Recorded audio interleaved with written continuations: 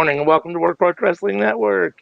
You are gathered with us here on this fine Saturday morning for another episode of the Winner's Circle. I think this was episode 46. We're almost at 50 doing Oh, this that's format crazy. now, right? Yeah, Uh, yeah.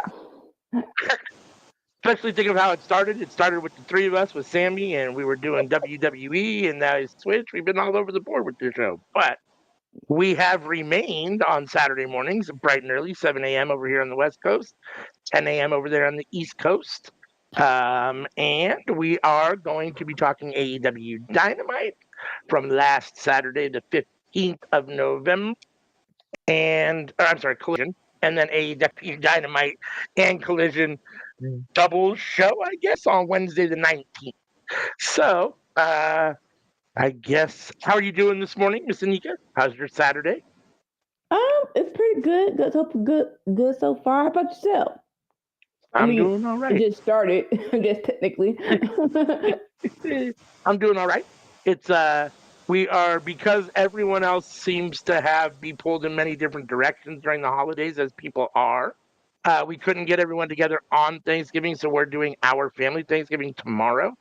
So after we're done with Okay. this, I gotta go to the store and buy a whole bunch of stuff, and then come home and do some cleaning and all that stuff for tomorrow's family Thanksgiving. So, I mean, it is what it is.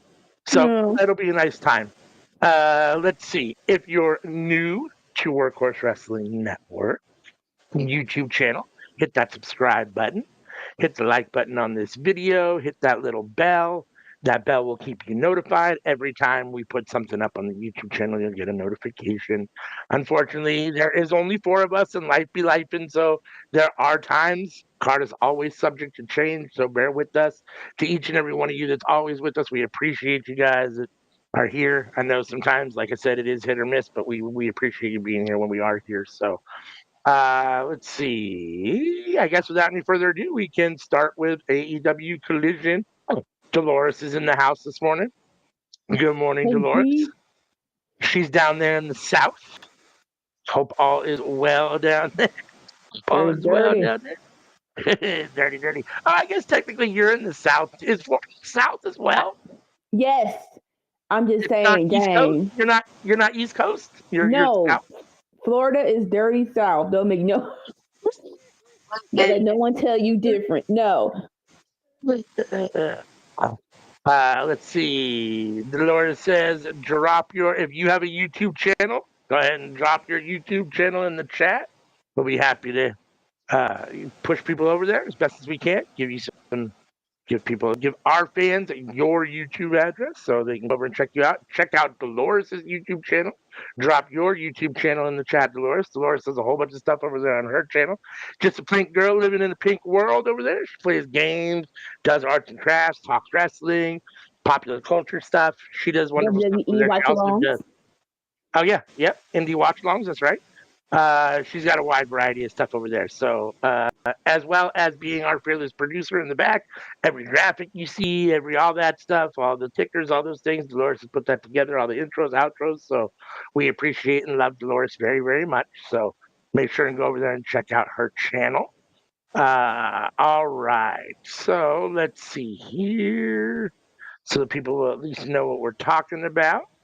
Mm-hmm. We are talking about AEW Collision. Man, I'm telling you, one of the things that I loved. Oh, and here we go. Starting again already. One of the things that I absolutely used to love when AEW first started, because um, it drove me nuts about WWE, was that in theory, and yeah, you have some like long-term storylines that span multiple things, right? Multiple Yeah. pay-per-views, multiple events, but as a general rule, it feels like the goal is to have something somewhat fresh for each pay per view. And when you have a pay per view every month, 12 or 14, like WWE's been doing for a really long time, Yeah. it's very hard, it feels like, to get momentum a lot of times with storylines. And it feels like you're always just kind of in that short build mode to like get to the next thing. And it feels like, Yeah. and when AEW came and we only had the four big pay per views, it felt like you had time to kind of move into that stuff, like stories built, and you actually had all these things and a lot Mhm. on the bone when these matches came around. And now we're into a pay-per-view every month, a special Dynamite here and there. It's been 2 weeks since Blood and Guts, and we're already into Full Gear. It's like there's no time to breathe. It's like you don't. Now we're back. So 2 weeks ago was a go-home show essentially for Dynamite's Blood and Guts, and now we're in a go-home show for Full Gear. Essentially, it's like really okay. I guess here we go. So Full Gear is this today, actually, now that we're here, it is today, Saturday, November 22nd. We will not be doing a watch long, unfortunately, just couldn't get it together, but we hope all of you do tune in and watch AEW Full Gear. It should be a fun show. And we'll probably talk about it on Tuesday night at the cookout. That would be my guess. That would be a relevant topic for us to talk about and review on Tuesday. So make sure and join us on Tuesday night for the cookout. If we don't review it, we'll at least be touching on it a little bit. So you can always come and get at least the results from us on Tuesday night. So AEW. Anything you want to say just about what I was talking about, just about the short time or anything? Just No, like I've said it multiple times. Where it's just like I think Warner Brothers was like, "Oh, WWE isn't doing the 12 times a year." Lord, so let's try to grab those fans. It's like it's a reason why Paul Levesque pulled back from the every pay-per-view per month. So I don't want them like that like let's not do that. That's not a good thing to copy. Let's reel it in, please and thank you. Like you said, and like in Blood and Guts, even though it's on television, it feels like a premium live event. So yeah, and then like after this, they start the Continental Classic, which I think and I believe, correct me if I'm wrong, they're still doing World's End in December. So yeah. yeah, it's a lot, right? So why all man? I'm telling you, I usually there we go. Use these same notes forever for this show, and now all of a sudden they don't want to cooperate. Let's see. We are in Erie, Pennsylvania. We're going to be kicking the show off with some trios action. One of Workhorse Wrestling Network's favorite wrestlers, Jay Lethal, Tommy Billington, and Adam Priest in a trios match against the Death Riders, or Daniel Garcia, Pac, and Wheeler Yuta of the Death Riders in a trios match. I like Tommy Billington. I think he's got what appears to be a bright future. Adam Pearce is solid, and we know, what we all know how we feel about Jay Lethal here on this show, Mm-hmm. or on this show, and just here at Workhorse in general. We're all big Jay Lethal fans. That being said, the reality is that there's no way this trio is beating Wheeler Yuta, Pac, and Daniel Garcia, or any form of the Yeah. Death Riders, unfortunately. As much as these guys all have, Jay's had a solid career, and these other two are, it's their career. This is Death Riders. AEW is the Death Riders playground at the moment, and they're the big deal. And so, and even with John Moxley's recent downfall a little bit, or having to Downward tap out spiral. and maybe right spiral, maybe make the Death Riders look a little bit more human, or at least himself look a little more human. There, what this is, right? So the Death Riders do get the win, a little over 11 minutes, but still a solid match. I mean, it was back and forth. At one point, Daniel Garcia went over and attacked Matt Menard. That was right before the match. Maybe that was right before the match. Either way, whatever the case may be, with his Death Rider attitude, went over there and attacked Matt Menard. He I was mean, trolling good. him, and yes, yes, he is a heel, but you don't be trolling somebody right after they lose, sir. So yeah, I'm gonna rock. I'm gonna rock your. Sorry. Thankfully to Matt Menard, though, at least he fought back a little bit. I mean, Yeah. nobody's interested per se in that feud because it is what it is, and at the same time, like after watching them kind of go at it like that, I do kind of want to see a match between it, like an actual match. But again, It's like nobody cares. no. It would be on the pre-show if it was on a pay-per-view type of situation, but it could be fun.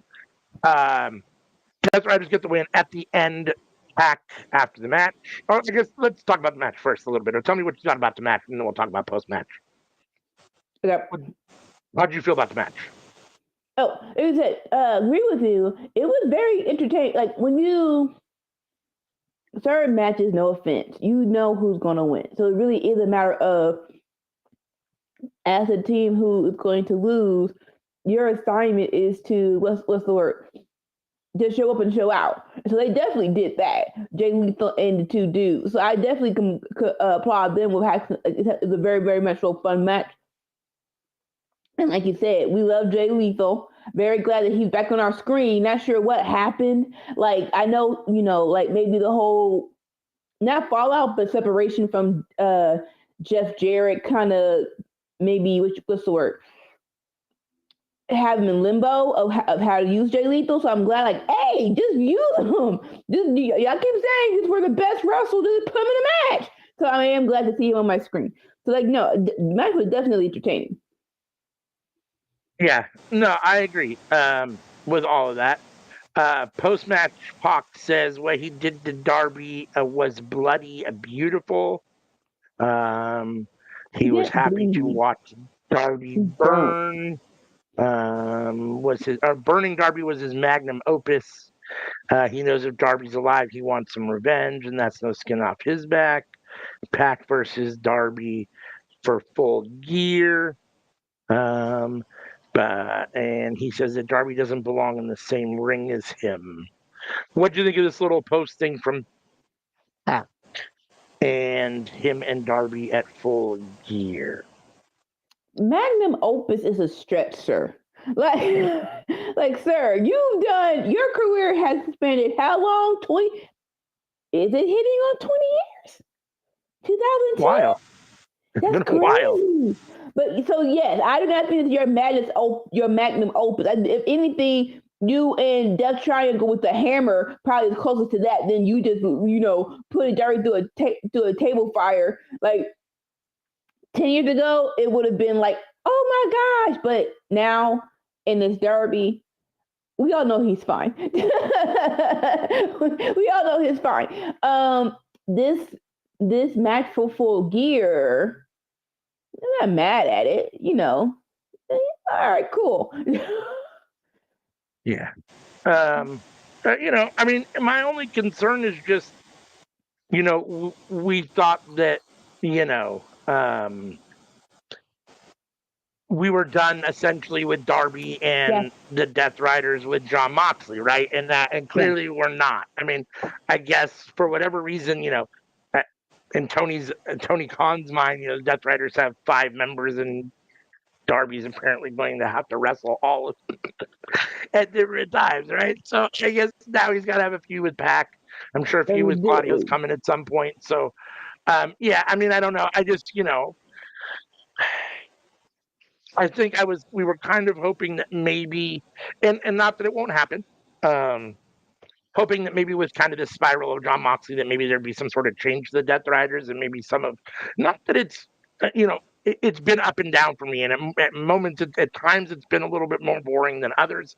Um, I think with the spiral, it's providing a little bit new kind of like, okay, I'm a little bit more interested to see what's going to happen now, just because it's a little bit different wrinkle, and they're moving a little too slow, I guess. I don't know. I just kind of want to know, like, what's the point of all this? What are we going to do here? Is Pac going to actually just Pac and actually try to take over? Is someone else going to try? I mean, what's going to? And I mean, not that it has to happen overnight. AEW feels like they drag their feet a lot. Like things move really slow, and at times it feels like it needs to pick up pace a little bit. So, and I only say that just because the Death Riders have been around for so long. It'd be one thing if they were new, but they've been around for so long. So, and like I said, it's been so up and down that like it's going to get boring again real quick if they don't do something. Like, so here's the thing about having blood and guts like 2 weeks before your pay-per-view Full Gear. So it's like if that was after Full Gear or on Full Gear, it's like, okay, story done, over. But because you have a pay-per-view, it is like, if we end this storyline now, what do we do for Full Gear? And so that's kind of the problem when you do this like right smack dab in the middle of promoting a pay-per-view.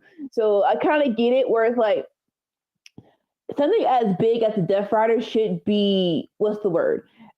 That should be done on pay-per-view. Like that should be a, oh my gosh, spend your money, it's officially over.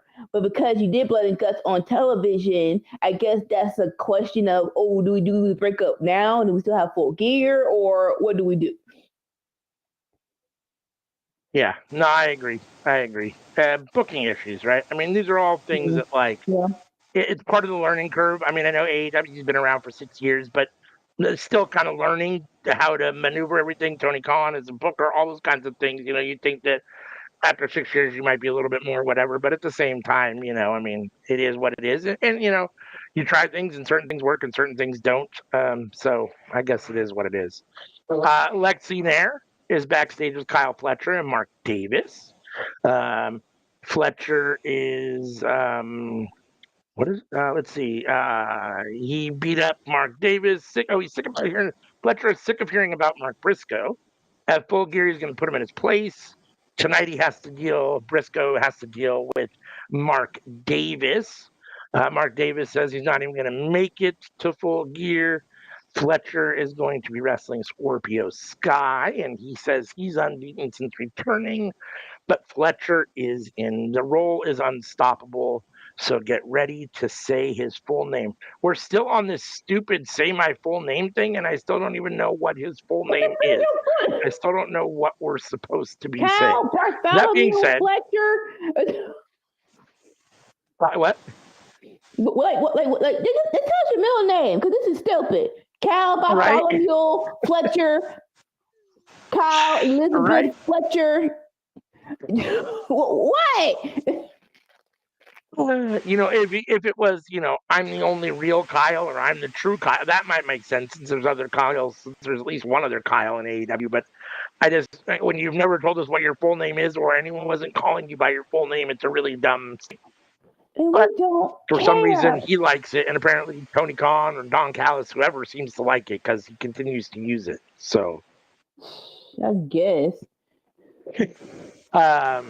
It's interesting for me to see. It's good for me to see Kyle Fletcher and Mark Davis together again because I'm an Aussie Open fan. I do think that Kyle Fletcher has shown that he's probably grown a little past Aussie Open. And we'll see what Mark Davis can do as a singles guy. I don't know. Oh, there's an echo.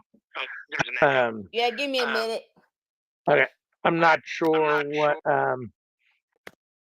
what the cards hold for Mark Davis as a singles wrestler. Probably not a whole lot, but we'll see. I mean, no one was necessarily sure of what Kyle Fletcher was going to be able to do as a singles wrestler when Mark Davis went down, and we see what he's done. So, maybe Mark Davis will get a chance to shine. Who knows? Either way, them just being together is fun again, even though they're not technically Aussie Open again. And yeah, I think that Mark Briscoe, Kyle Fletcher should be fun at Full Gear. The whole thing's been fun.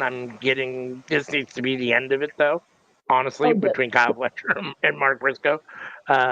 So, anything you want to say about this promo? Decent promo. Except the stupid say my full name crap.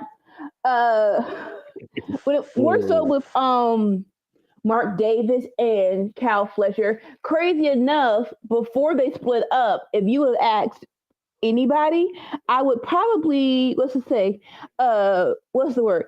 I think more people would have thought that Mark Davis was the breakout star than Kyle Fletcher. But this what happens when you what you call it? You already make assumptions about people before giving everyone a chance. Cause like going back to the 80s, this is Shawn Michaels and Marginetti's fault. It's like, oh, so now someone's got to be the Marginetti and someone has to be HBK. Like, no, that's not the case. Everyone, if you want to not be a team anymore, everyone has a chance to show up and show out by themselves. So hopefully Mark Davis can get that chance still.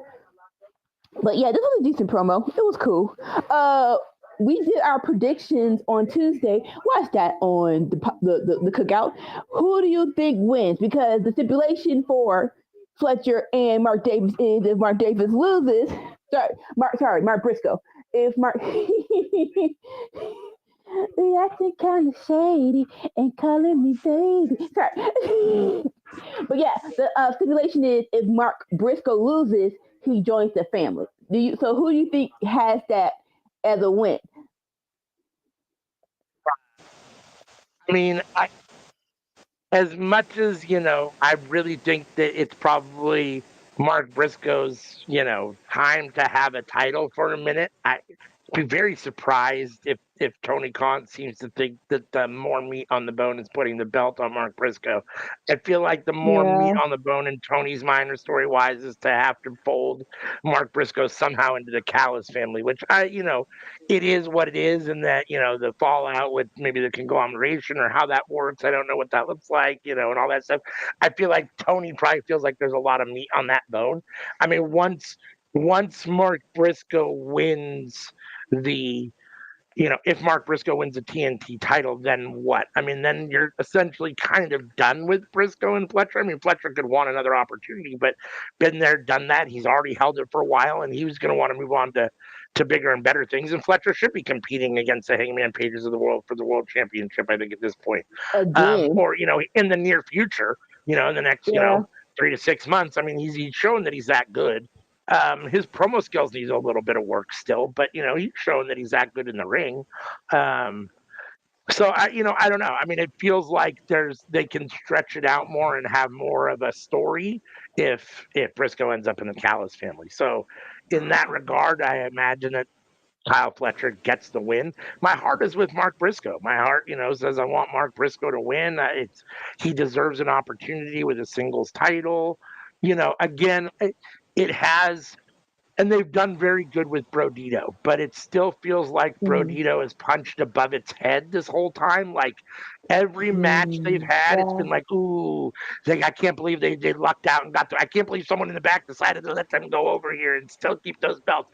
And I'm afraid that if Mark Briscoe wins the title, there's going to be a feeling of that. Like every match is going to be like, ooh, how long is he going to hold it? And so that can be exciting because it adds a little anticipation and a little unpredictability. But at the same time, like it feels like that's the feeling you get when it's like the person doesn't really deserve to be holding that title or isn't really is holding that title, right? It's like, or not you, but like the people in the back are like, it's an interim situation, we're going to give it to him to be nice, and that it's only a matter of time, right? So and Mark Briscoe kind of has Yeah. that feeling for me, so I don't know.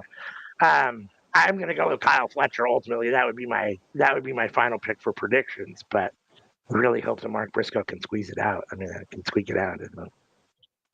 No, no, we're all in the same boat. I wouldn't mind seeing the Don Callis family at the chicken farm. That's the only thing that's keeping me from saying not yet. That's Be the funny. only thing. That would be Not funny. That would be yet. some. They could do some funny promos at the chicken farm. That would be hysterical. Mark Mhm. Briscoe putting Okada to work somehow or something like. Yeah, like could you see Okada in his suit trying to feed a farm animal or something, or trapping chicken like that could be funny. I could see something like that. So yeah, and they could still that. I mean, they could definitely do that. So it'll be interesting to see what they do. Lexi Nair backstage with Tony Storm and Mina Shirakawa, neither of whom is clear to compete after Women's Blood and Guts. Tony Storm says it took 5 women to force her while she watched a massacre to get her to quit. Um, and that Mina is back, or that's what happened. Let's see, something about when it's the woman that you love. Uh, Tony's bitter because they were beating up Mina, and that's why she had to quit because it's the woman Mm. that she loved. And Mina brings color to a black and white world. Let's see. Tony says the show must go on. Don't ask God for mercy. What is the line? I missed the last line. Something about don't ask God for mercy, and then there was another little thing about a little punchline. This is fine for what it is. I mean, I'm glad that they're um, continuing the story that Blood and Guts was as brutal as it was, and that neither of these women are cleared.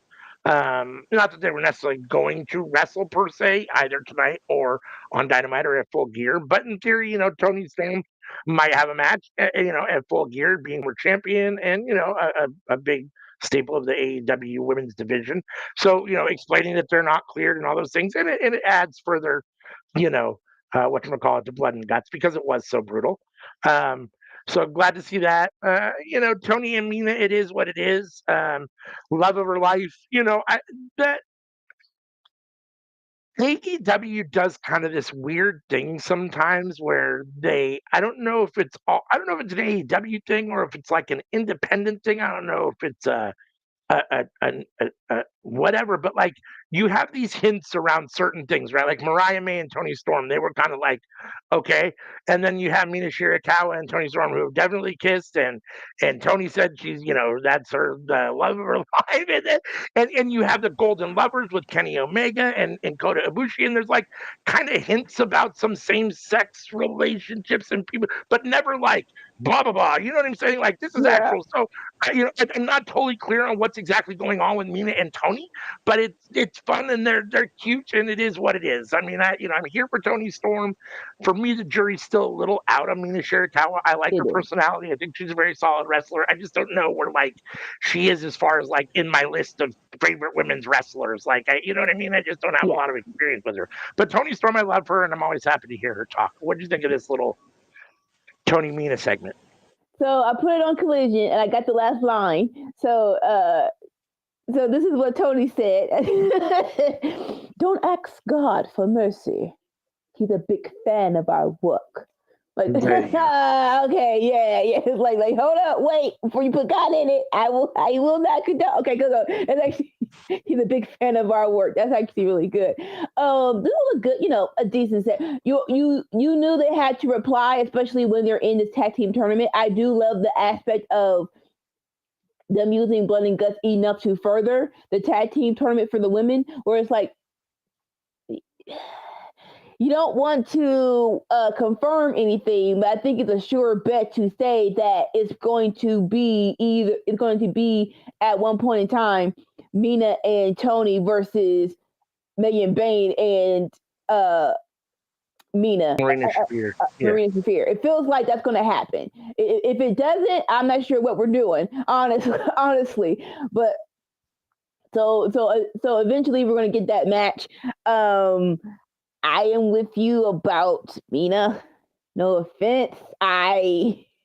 She listen, she's a nice girl. She can wrestle. She definitely can wrestle.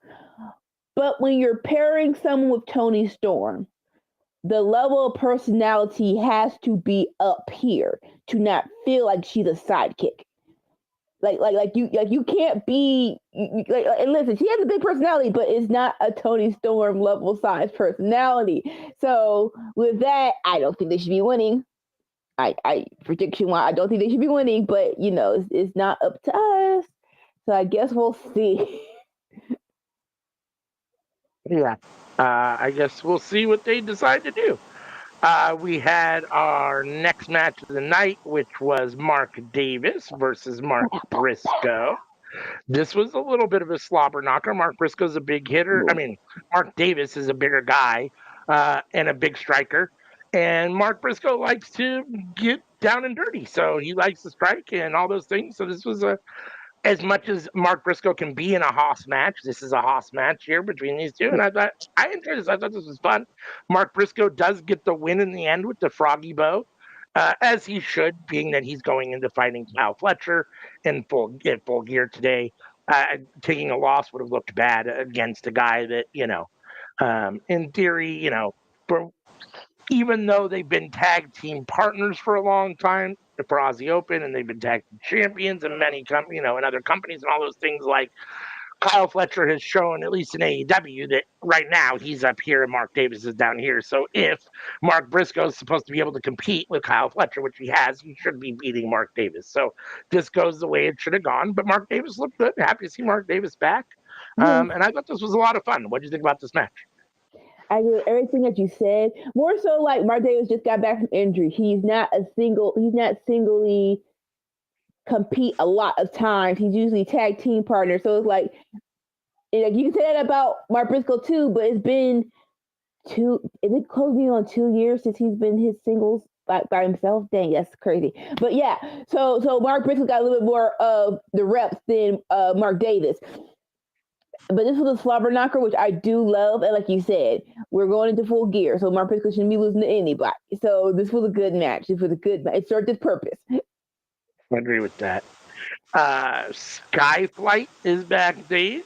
Christopher Daniels is giving Scorpio Sky a little bit of a pep talk. It's time for Sky to retain some gold, as Scorpio Sky is going to be wrestling Kyle Fletcher tonight for the TNT title. Scorpio Sky says Kyle Fletcher is every bit as good as he thinks he is, but Sky has the experience, and defeat comes for all of us. And tonight, Fletcher's time comes from the sky. I thought this was good. I mean, I love Christopher Daniels. I love Scorpio Sky, so I'm always happy to see them on my screen. Scorpio Sky is a solid promo.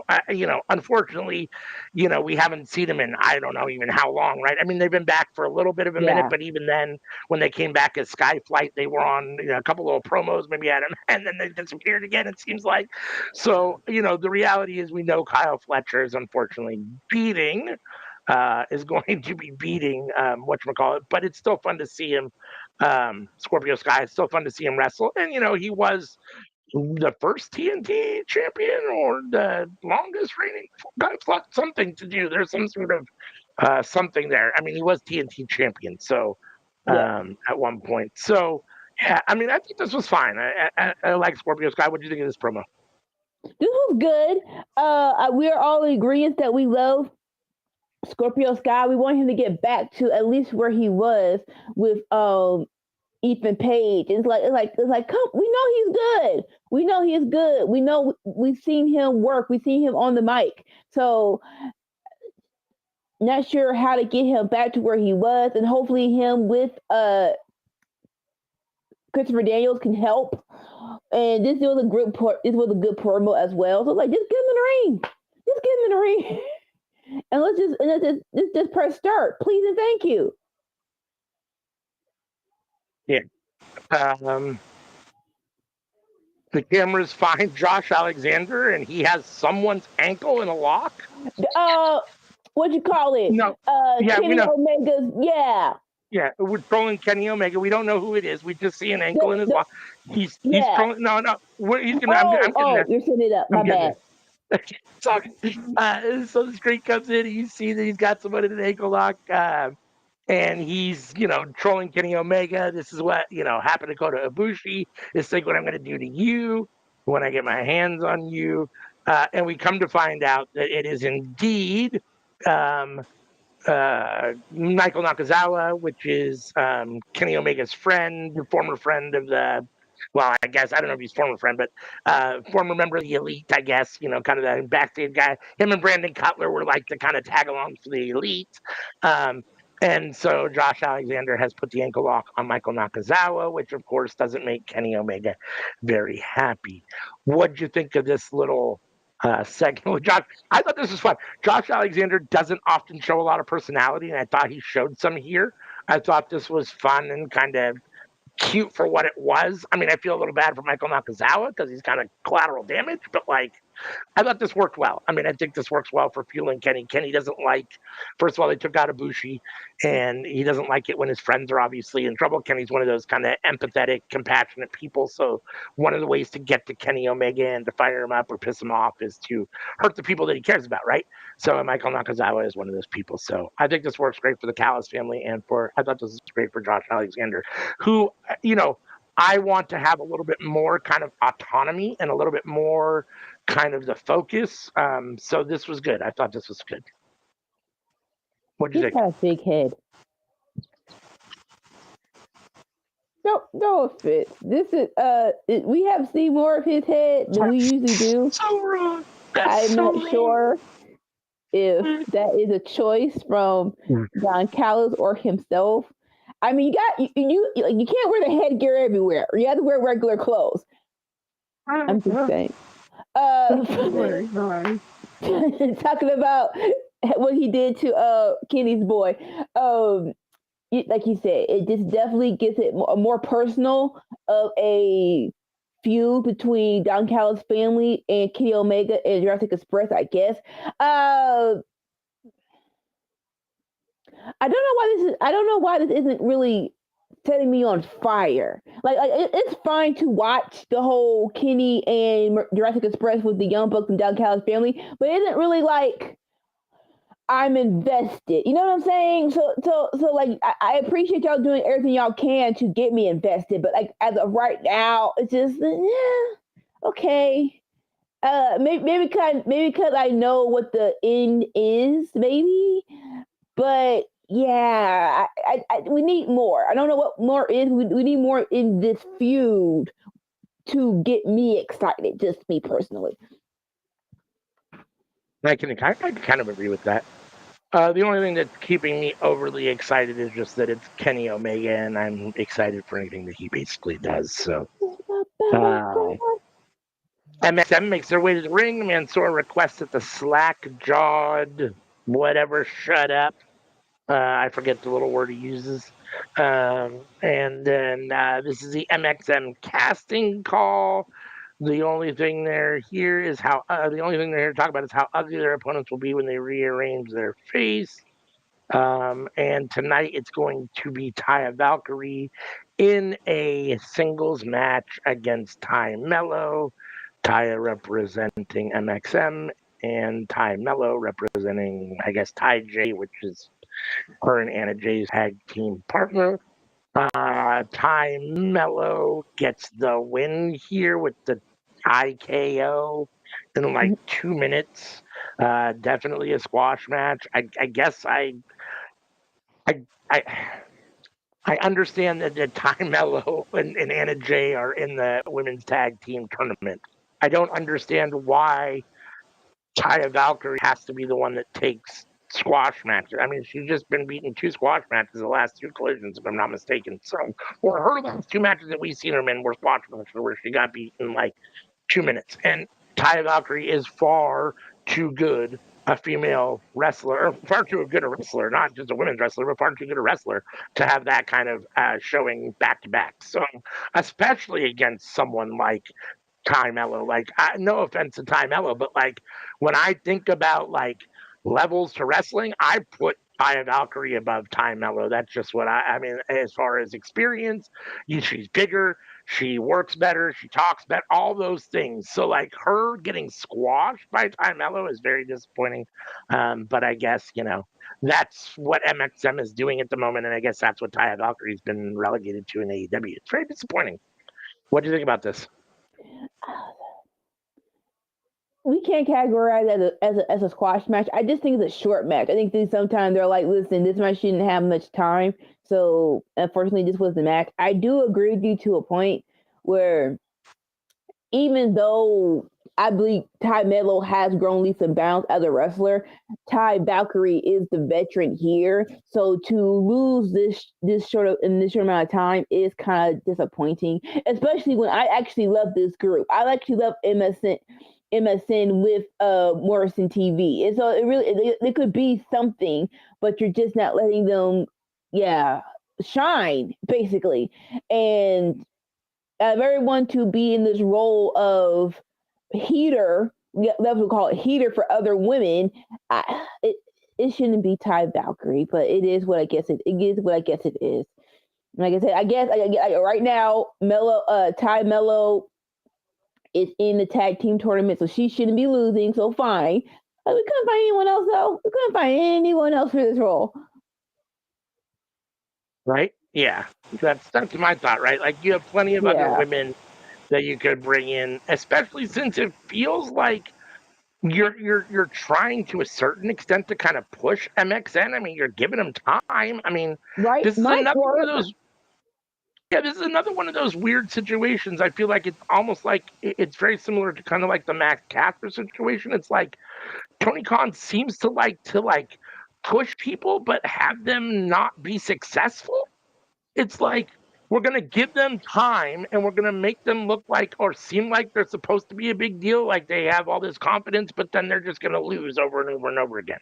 It's a weird concept. Like, I'm not sure I understand that idea, but it's like the goofy villain trope of, oh, you think you're a badass, but you're losing. I guess if you're not a Danhausen, what if you so please? Whereas it's like, oh, you're entertaining, you think you're. Well, he was a good guy, but yeah, like, oh, you're entertaining, but you shouldn't be winning stuff. So I guess to that point, that's how they're viewing these characters. right, yeah. Post match, Marina Shafir attacks Carmelo and puts her in mother's milk. Here comes Toni Storm. They're pushing down Taya Valkyrie out of her way and out of the ring. So unnecessary. You could have gone around. He hits Storm Zero on Marina Shafir and stands tall in the ring as Marina is struggling to kind of get up and get out of there. What do you think of the little post-match scrum? This was fine. I wanted more. Like, no offense. This chick had your girl in mother's milk while her teammate was beating her with a belt. So just a Storm Zero and that's it? It's like, come on. Like, I need, like, at least hit her with a chair or something. Like that was not enough for me. I'm not sure what this was. Like you came out here, no offense, but you can't tell me to help Ty Mello. No, like, I don't think that was your quest. I think your quest was out there to get your lick back. I want a bigger lick. Pause. Yeah. No, I mean, I agree with all that. I agree with all of that. And I'm sure, at some point we'll probably get, I wouldn't surprise me to see a singles match between Toni Storm and Marina Shafir at some point. I don't know that I'm all that anxious for it. I'll be totally honest with you. And Dolores has said it the other day or last week. I think it was last week on Winter Circle, or maybe it was on Tuesday night, or I don't remember when it was. But Marina Shafir has not looked good in AEW other than in her managerial role. She just hasn't in the ring. Even the mother's milk is what it is. I mean, it's, but she has not looked very impressive, and I don't think she's, at some point they either need to do something or move on from her as a wrestler. She either needs to grow in some way or move on from her as a wrestler and just let her do, I guess, what she's been doing. I'm not sure that a match with her, a one-on-one match with Toni Storm and Marina Shafir, is something I'm overly interested in.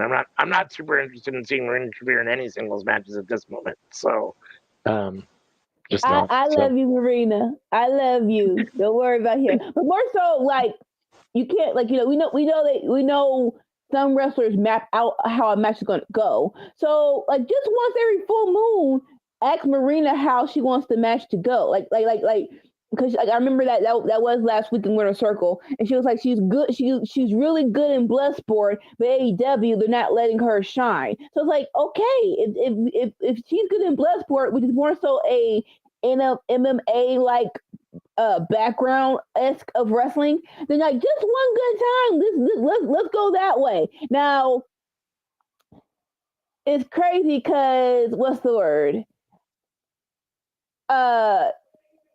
Unfortunately, the situation might be that some women don't know how to do that well. That might be the issue. Like Bloodsport for women, like it is what you call it? Maya Slimovich is Shayna Baszler. It's Natalia Neidhart. So like right now in AEW, I'm trying to think of who's in here right now besides Marina that can do that well. And unfortunately, I don't know any of those women are in here, which is unfortunate for her. But like, if someone you can't tell me I don't like to learn. So if someone could just learn it 2 weeks to see how the psychology of how those matches work, just do it one good time for Marina. Just do one good time. Yeah, I mean, there's also something to be said for, if you can only look good in a certain kind of match, then you're probably not destined to be superstar, or you know what I'm saying? Like that's fine, but at the same time, like if you need a particular opponent or a particular kind of match to actually look good, well, chances are you're not going to have that match every time, right? So it's like, okay, I guess it is what it is. I mean, what's old boy's name? That's in New Japan. Zach. Sabre Jr. Yeah, that's straight up grappling. That's straight up grappling, and yeah. Sometimes it looks good, and sometimes it looks better with other people. So it's like, yeah, this is true. I'm just asking for Marina. Like, just find her a good dance partner to make her shine. Yeah, I can see that. I mean, hopefully they'll figure out what to do with her, because I mean, I like her and I want her to well. I just haven't seen it yet in AEW in the ring. So yeah. Let's see. Kyle Fletcher taking on Scorpio Sky for his TNT Championship. Christopher Daniels is here with Scorpio Sky in his corner for moral support. Very solid match. Lots of back and forth action. There were a couple awkward moments, but some of that I think is just because these two don't have a lot of experience together. Scorpio Sky hasn't been on TV for a while. Yeah. All those kinds of things. So, whatever the case may be, solid match. Kyle Fletcher gets the win. You're still your AEW TNT champion. The finish, I thought this was another one of those situations where it's like, it feels like one guy's in control and then you have a finish and it's like, well, what's going on? Because it felt like at the end when the match finished, Scorpio Sky was a little bit in control and not really in a position to lose the match at that moment in time. But it is what it is. A brainbuster out of nowhere, I guess. And it's so Kyle Fletcher is still your champion. What'd you think of this match? This was like we were just talking about. Hey, get Scorpio Sky in the ring, let him shine. This was a good shining match for him. Like you said, he was in control for 65% of this match. He actually showed the personality, getting Cal Fletcher's cape and just straightening around a little bit. And so I did love that. But of course, Cal Fletcher, he wasn't no slouch. He did not have to kick Christopher Daniels in the face like that. That was so unnecessary. But whatever. But like I said, I'm not that mad about out of nowhere brainbuster 1 2 3. More so like maybe two moves to hype it up to get to the brainbuster. It's like like. We don't like screen finishes, but yeah, maybe just a kick to the groin and then brainbuster to kind of solidify why he's in that position to win. That'd be nice. But no, this was a great match, though. It was very entertaining. Agreed. Post-match, we had some activity. Fletcher continued to attack, and Mark Davis get involved. Here comes Top Flight and Mark Briscoe to make the save.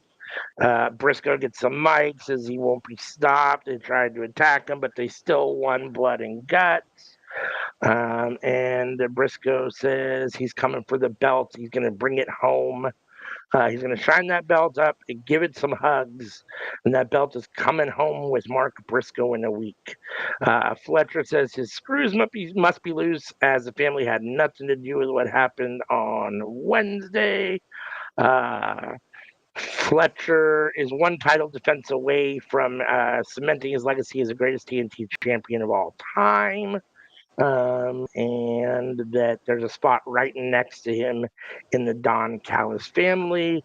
And that when he wins at Full Gear and brings Mark Briscoe into the family, the only thing that people will be able to say is call him by his full name. So I have no idea what his full name is still, as we talked about before, but this was fine. I mean, I thought this was okay. Yeah. What did you think about this?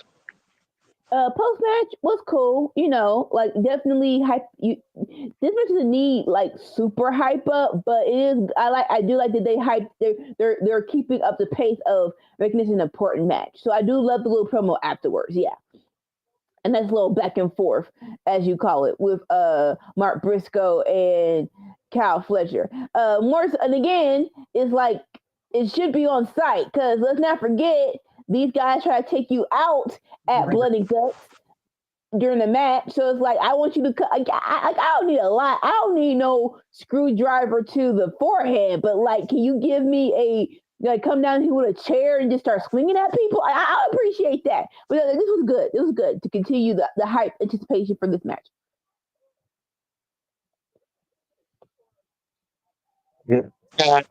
Let's see. We had Anthony Bowens and Max Caster in a video package for the tailgate.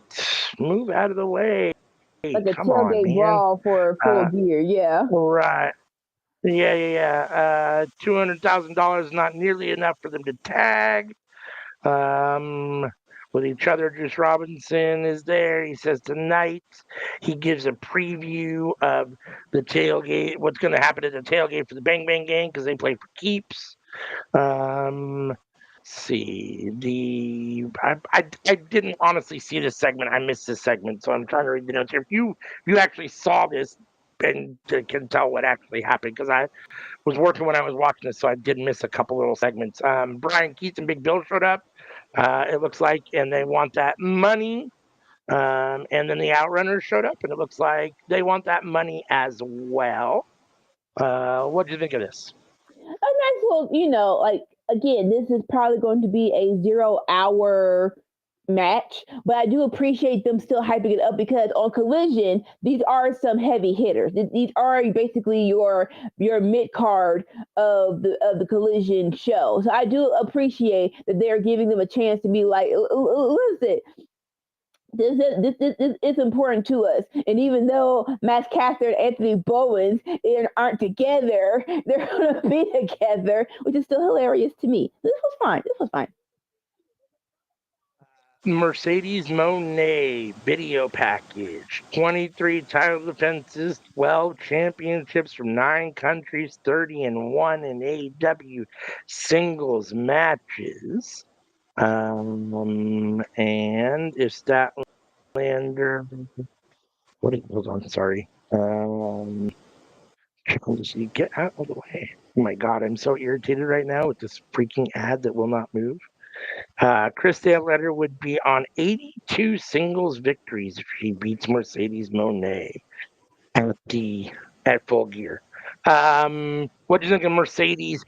Honestly, like I love Mercedes. I think right now she's probably the best women's wrestler on the planet, and I'm sure that her 13 belts probably solidifies that. When I see her, I think it's clear. Even when you put her in the ring against other megastars. That being said, I appreciate the belt collector persona to a certain extent because it fits with her so well. I do think it cheapens a lot of the belts. And to be fair, some of those belts aren't necessarily, a big deal. But like, if she beats Statlander or she beats Statlander tonight for that title, and it's just her 14th title belt, like it's not like that's the AEW Women's World Championship. Like it's not just the 14th belt in your collection, and I feel like it's going to come across that way, and I don't that diminishes it too much. Now putting it on her is fine because I think like I said, I think she's the best wrestler in AEW at the moment, women's wise, and she's definitely probably the best on the planet at the moment. So that's debatable, but I think she is. So in that regard, but I just think, that being her 14th title belt is a little, I don't know about that. What do you think about this little promo and all the belts and Mercedes? Do you think, you guys said you made your predictions on Tuesday night. Who'd you predict to win this match? I picked Statlander because they just put the belt on her. Of course, like it's only been 2 pay-per-views ago that she won the belt.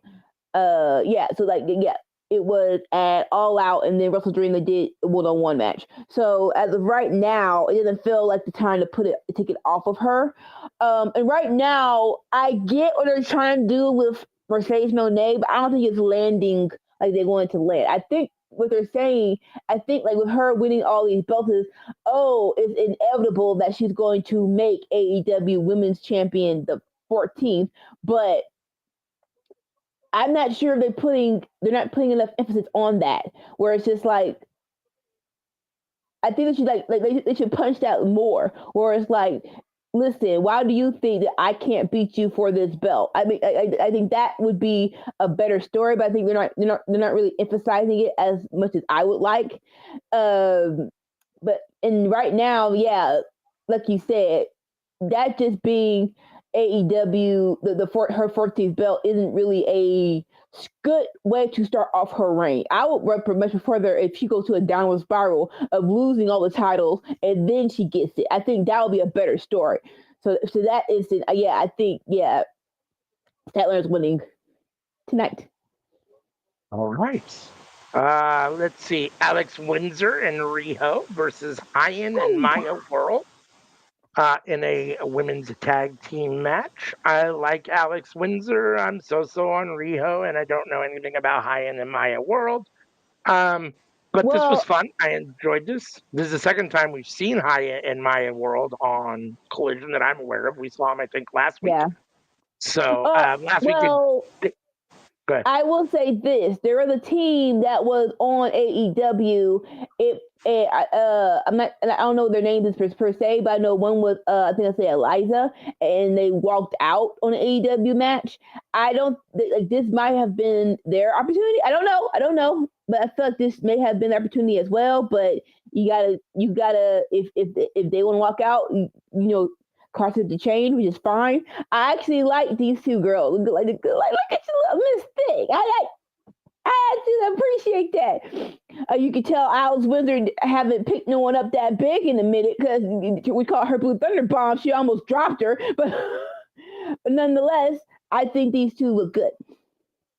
Yeah, no, I agree. And they're bigger than I thought they were. I mean, they're not small women.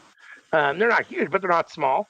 And I enjoyed this. I thought this was good. I thought they had a decent showing. And, you know, at this point, as you would kind of assume, Alex Windsor and Riho get the win just because they have the experience and they're, you know, all those kinds of things. So Alex Windsor was here for a minute. And then I don't know if she got injured, but she seemed to be gone for a minute. Like, I feel like I haven't seen her in like a month now or something. So, and she's back, which is nice. And obviously Riho, who comes and goes, but Riho is here at the moment. So yeah, I thought this was fine. I enjoyed this. Anything you want to say? Anything else you want to say about the match? Well, more so Alex Windsor. I think more so, you know, we know that Will Ospreay went to dick surgery, so I should probably just like, hey, I just want to make sure that he's good before I come back over here, which I can, you know, no skin off, like actually very admirable. Like, listen, I gotta make sure my baby's good before I have to go back wrestling. So I think that's the case, and like I appreciate that. That's good.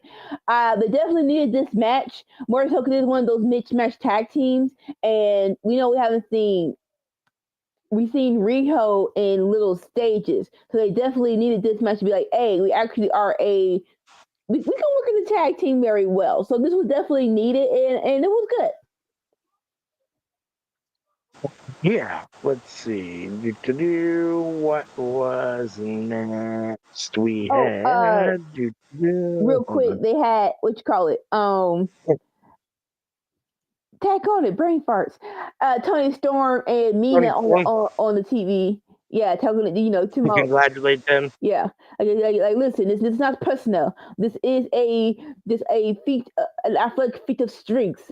And then they did their whole cute little handshake of mwah, mwah, arms up. Mina looks so silly with that freaking what's the face on her head, head bandage. But I guess it's worth it. Yeah, no, I mean, they're gonna rip their heads off and defecate in their handbags in the tournament for Tony Storm. That was quite the visual. That's a lot. Kyle O'Reilly speaks in the medical room after blood and guts. John Moxley, he can sense his movement. He's easy to defeat, and he has 2 victories over Moxley. So any other time, any other place, he's happy to prove to him again that he can beat him. So, what do you think of Kyle O'Reilly's little whatchamacallit here? So, side note, it was hilarious that, you know, we said it before, that Daniel Garcia and Matt Menard got into a little scuffle which caused Moxley to join the commentary team, which was he was pretty decent the whole week, but that was hilarious. But then him going back quite crazy because, of course, the crowd chanting "You tapped out" was, so he's like, no matter what, my team is better than your whole entire team. This nigga play and this nigga, like, you can tell that it's getting to him that he tapped out, which I love. Yes, let's continue on this downward spiral. I loved it. Yes. Yeah. So he got to Moxley at ringside, takes off his headset, the fans start chanting, "You tapped out." He admits to Kyle O'Reilly had the night of his life on Wednesday, but O'Reilly is nothing like him. His team is nothing like Moxley's team. O'Reilly wants to do it again and again and again. He doesn't need Moxley, says, any match, anytime, any place. So we're gonna get Moxley versus O'Reilly again at some point, which is fine. This is okay. I mean, it's great for Kyle O'Reilly.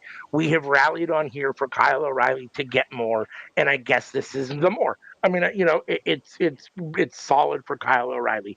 It feels a little, like I said, it feels almost kind of like maybe a little bit of a step down for Jon Moxley, but again, it is what it is. You got to look at it more as a step up for Kyle O'Reilly than a step down for Jon Moxley. So another match between the two of them, I guess is fine. I mean, I don't know that I need to see it a whole lot, but I guess another one is fine as long as there's only one more.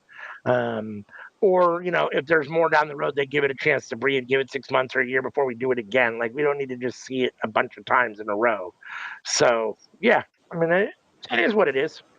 That's so disrespectful. You had to not like, listen, sir. This man is a veteran. He has been doing this for over 10 years. He has won multiple championships all over the world. So you just what you call it?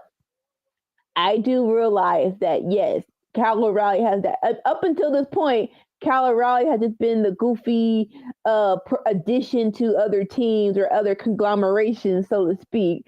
But don't be dismissive though. Don't be disrespectful. So I'm not sure if they're going to let him beat they're going to let him beat Moxley again. But I wouldn't be mad at it, me personally. Yeah, I wouldn't be mad at it either. I like kind of the Moxley spiral. I mean, I'm here for that. It adds another layer to the story. Plus, I think we're getting back to with the matches with Kyle O'Reilly, those kind of matches. Like, you're getting to see the Roderick Strongs. You're getting to see kind of the further the extent of how good Jon Moxley can be, right? Because he's not just one kind of wrestler, and he's not just good at one thing. And it feels like for a minute there, he was kind of becoming like the deathmatch guy, and it felt like that's all AEW was kind of letting him do for a minute, So whether that's all he wanted to do, maybe for a minute, whatever the case may be. So it's been interesting to see him back in what I would call more traditional wrestling matches, and I like to see that. So yeah. Let's see. Lexi Nares with who says they respect Tony Storm but doesn't want help unless they ask for it. As for Marina, next time she will find out why Mello has a solution to the problem. What did you think about this little segment backstage before the main event? Well, like I said, they are in a tag team tournament, so it makes sense. Where it's just like, listen, we want to face these people. You get to the next level. So it's like, don't make no mistakes. We don't get it twisted. We didn't need your help. You kind of did, but it's like more so like it was cool, but when we get to this tournament, if we face each other, it ain't gonna be no love lost. So I appreciate that.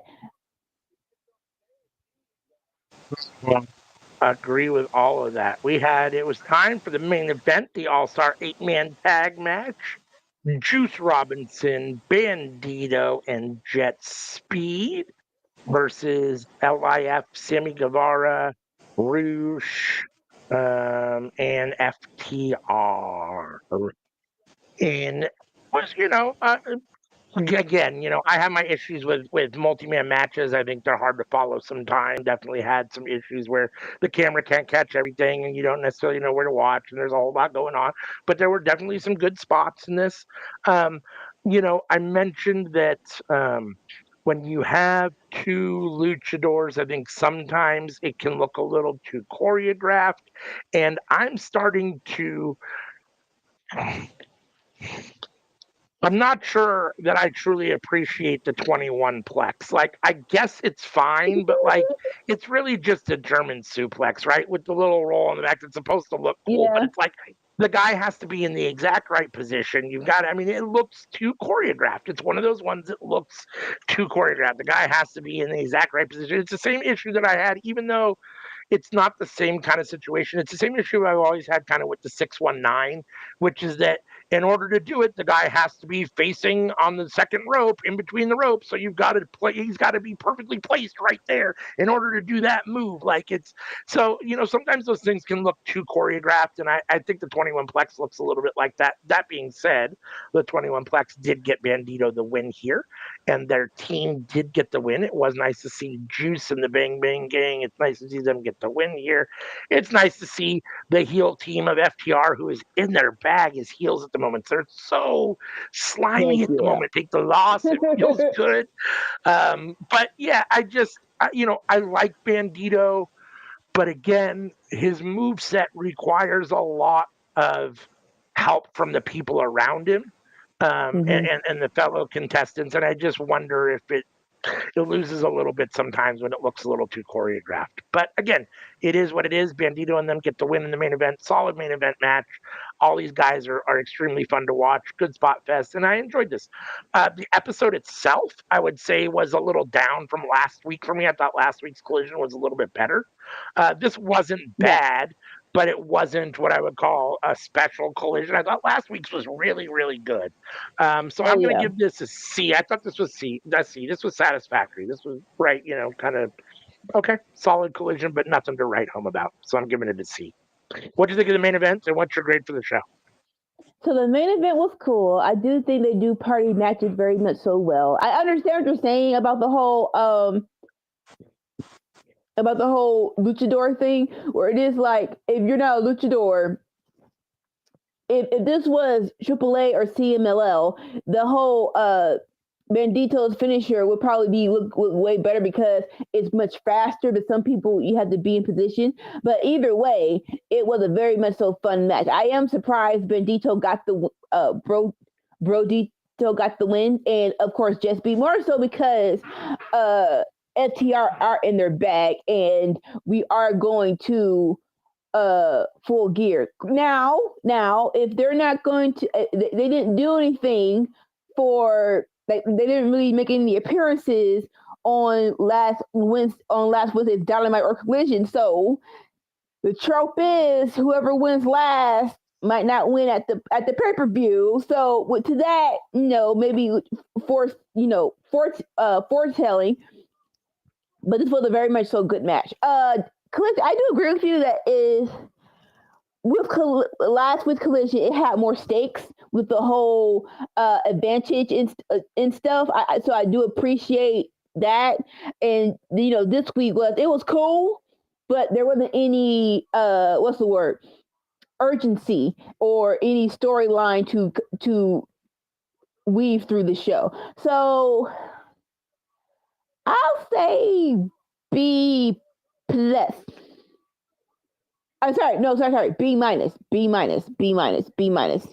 I'll say B minus. Like it was still fun. It was still entertaining, but I understand where you're coming from. Yeah. All right, so I gave Collision from Saturday, November 15th, a C. Anika gave it a B minus. So that means we are through our Collision review, and we are stepping up to Dynamite. I guess we'll just do Dynamite and Collision the whole 3 hours as one. No. Okay. No. No. That's so much work. I'll try. How about that?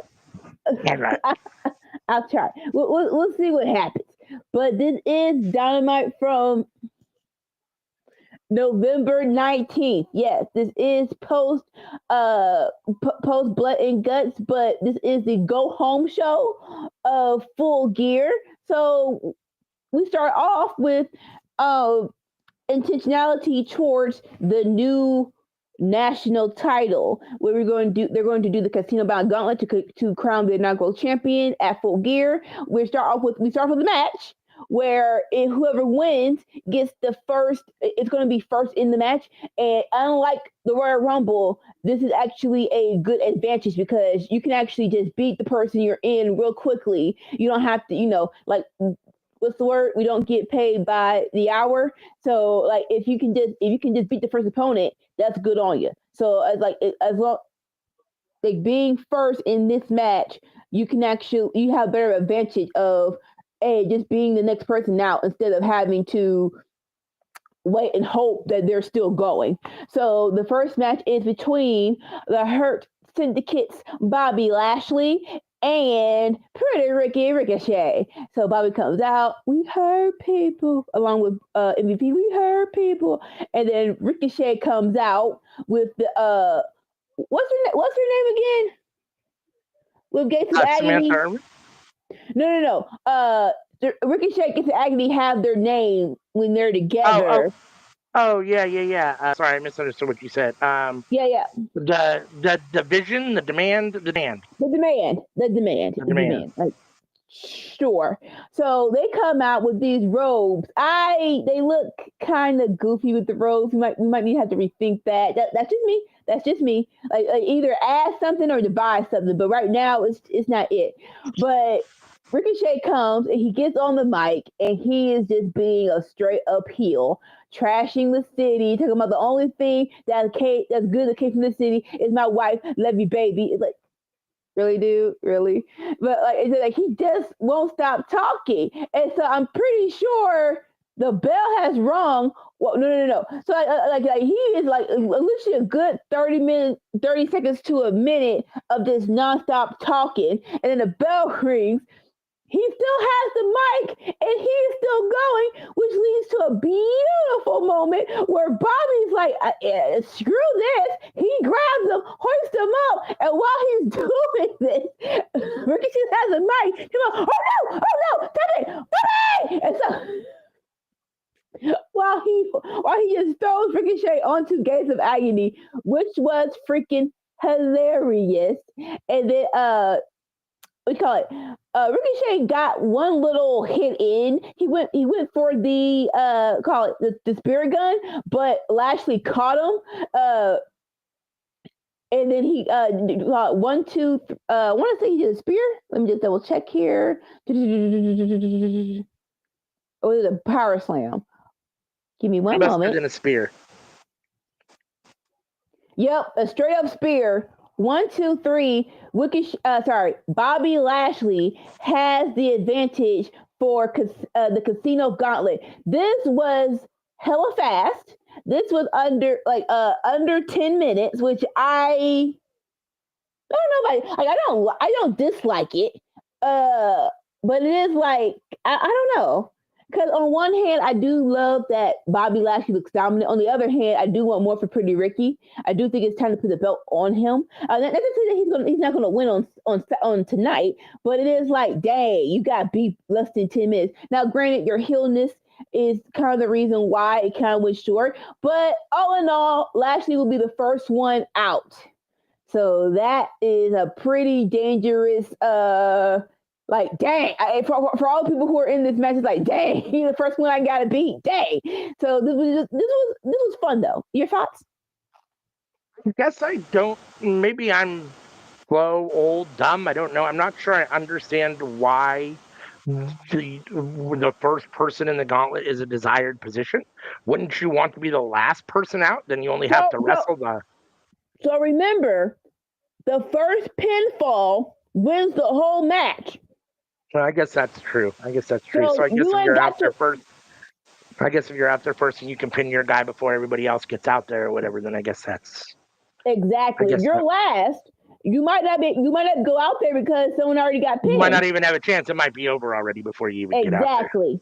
Yes. So I guess that makes a little bit of sense. It still seems weird to be fighting to see who's the first in a match, but it is what it is. No, I mean, I just this was fun. The way it came off with basically half of the match being like a promo. Yeah. Thought was kind of funny. It was Ricochet hilarious. had some funny things to say.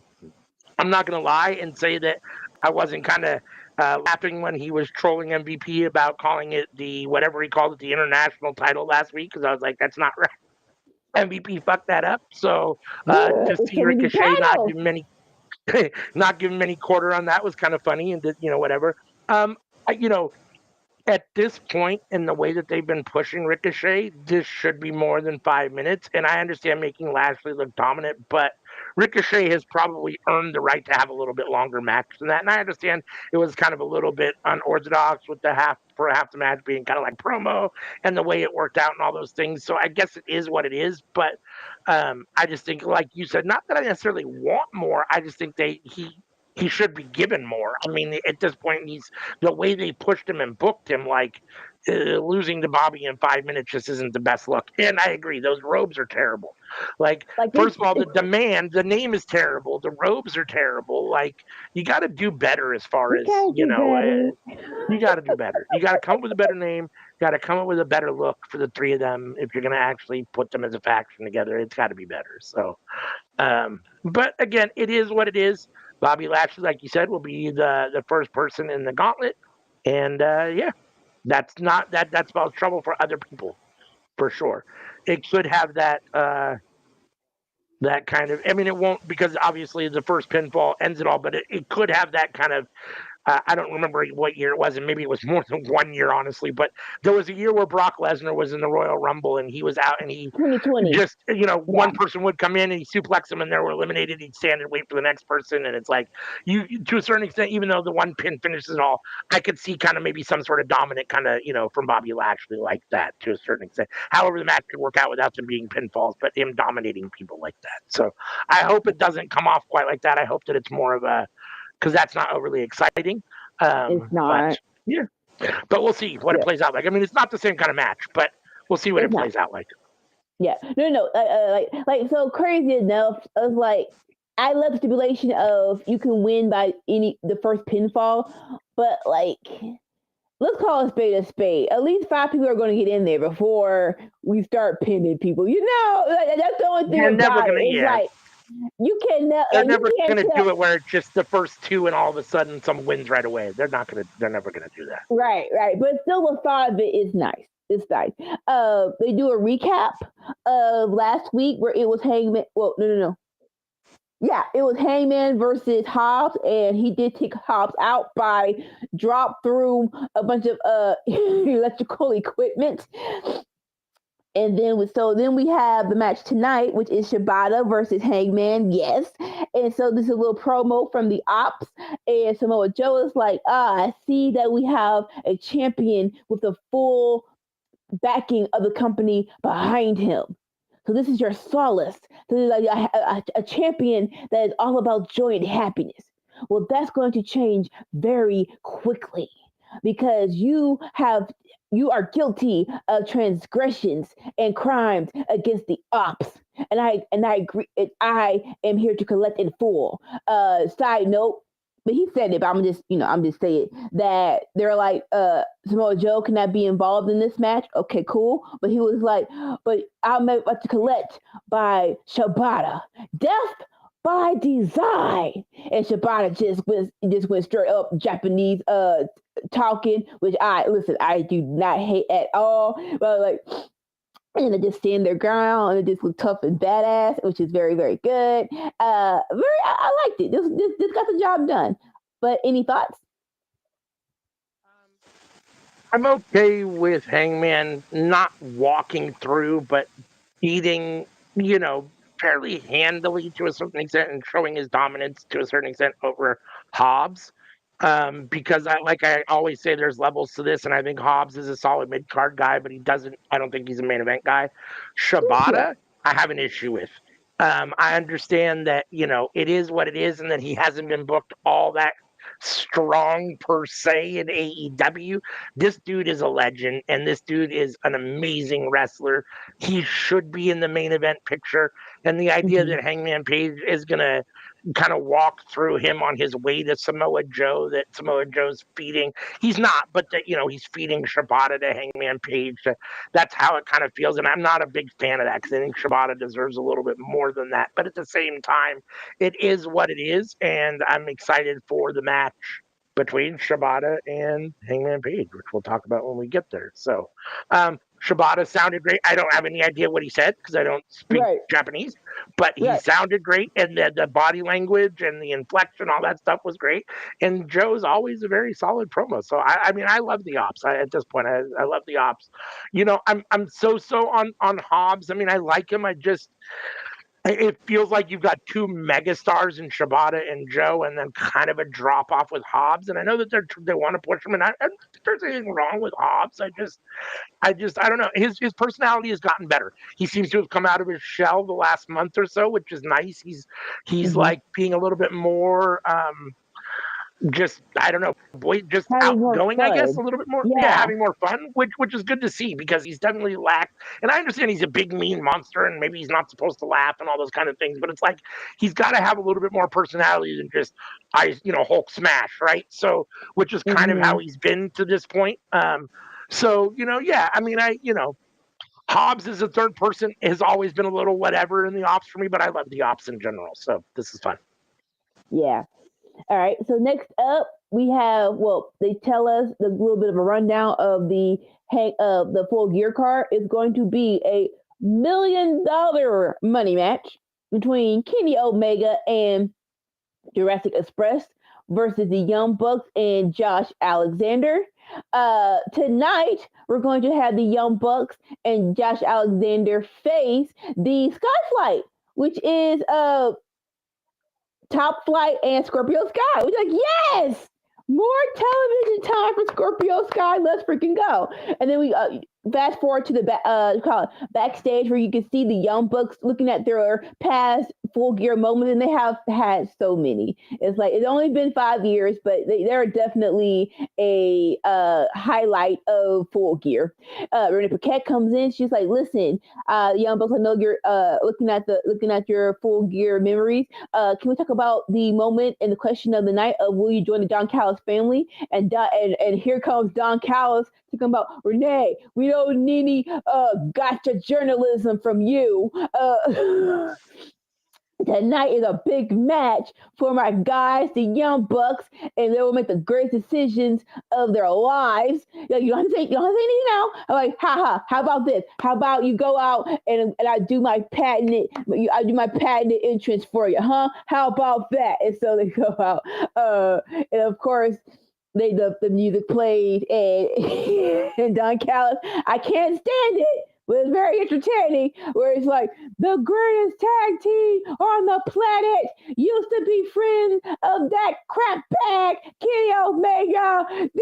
And then he didn't do this last time, where his head is bobbling, saying, yo,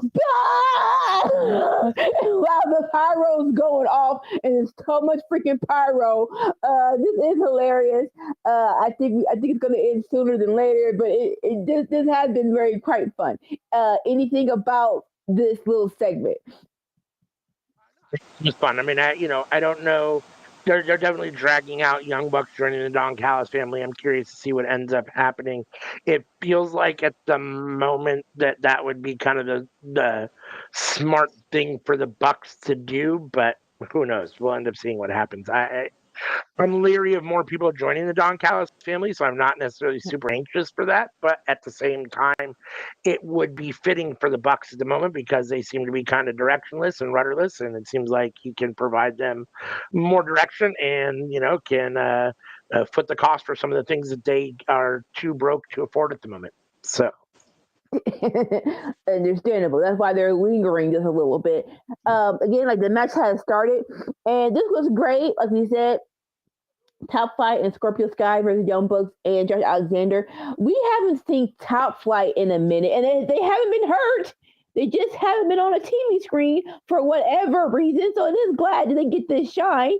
When they first came in, they're the ones who said that they their inspiration was the Young Bucks. Just like, you can't say that. It's like, you make us all feel freaking old. It feels like I just discovered these dudes 5 years ago. So you can't say they're your inspiration, you babies. But either way, they showed up and showed out. I love the dichotomy of you. So we all are in agreement that Don Callis wants the Young Bucks to join, but evidently no one told Josh Alexander, because he's so freaking aggressive with the Young Bucks, to the point like, you do realize y'all are on a team, right? That's how this is supposed to work. You're supposed to help with the whole, hey, let's court them into joining the family, but evidently he don't give a crap, and I am not opposed to it. I'm just like, if I'm Don Callis, like, bruh, lay off just a little bit. But all in all, it ended with the Young Bucks taking care of business, but Josh pushed them off and started doing the ankle lock, and the man submitted. Young Bucks and Josh Alexander for the win. What do you think about this match? I mean, it's fine for what it is. I mean, the Don Callis family is a big deal, and as a result, they probably should be getting the win. Again, this has a little bit of one of those feels of like, it feels like sometimes Tony Khan like to push people and have them lose, and that's like the kind of push that they're getting. You're right, we haven't seen Top Flight per se a whole lot on TV, and it feels like it's been a minute, but it does feel like every time we have seen them, maybe in the last year or so, they've been losing. So, and I don't understand. At some point, it feels like, and I know that they shouldn't necessarily be beating Josh Alexander and the Young Bucks right now, but at some point, if you want us to believe that there's even a chance that they could ever beat Josh Alexander and the Young Bucks, they have to beat somebody, right? I mean, they have to. And when Top Flight first came in, Dante and Darius, we were all high on them. I mean, we were super high on them. We liked them, and the future was super bright. Darius had some injuries, and Dante had a couple of injuries, and it is what it is. But like, yeah, I mean, just where they're at now, it's unfortunate, and they need to pick up a couple wins over somebody in order for them to have any kind of for us to believe that they're going to beat anybody else in the future that potentially is better, right? So right now it just feels like they're just getting fed to people. So unfortunately. All right, but like we said, that the Young Bucks and Josh Alexander won. They had their hand raised. Don Callis gets on the mic, and he says, "All right, the moment of truth awaits.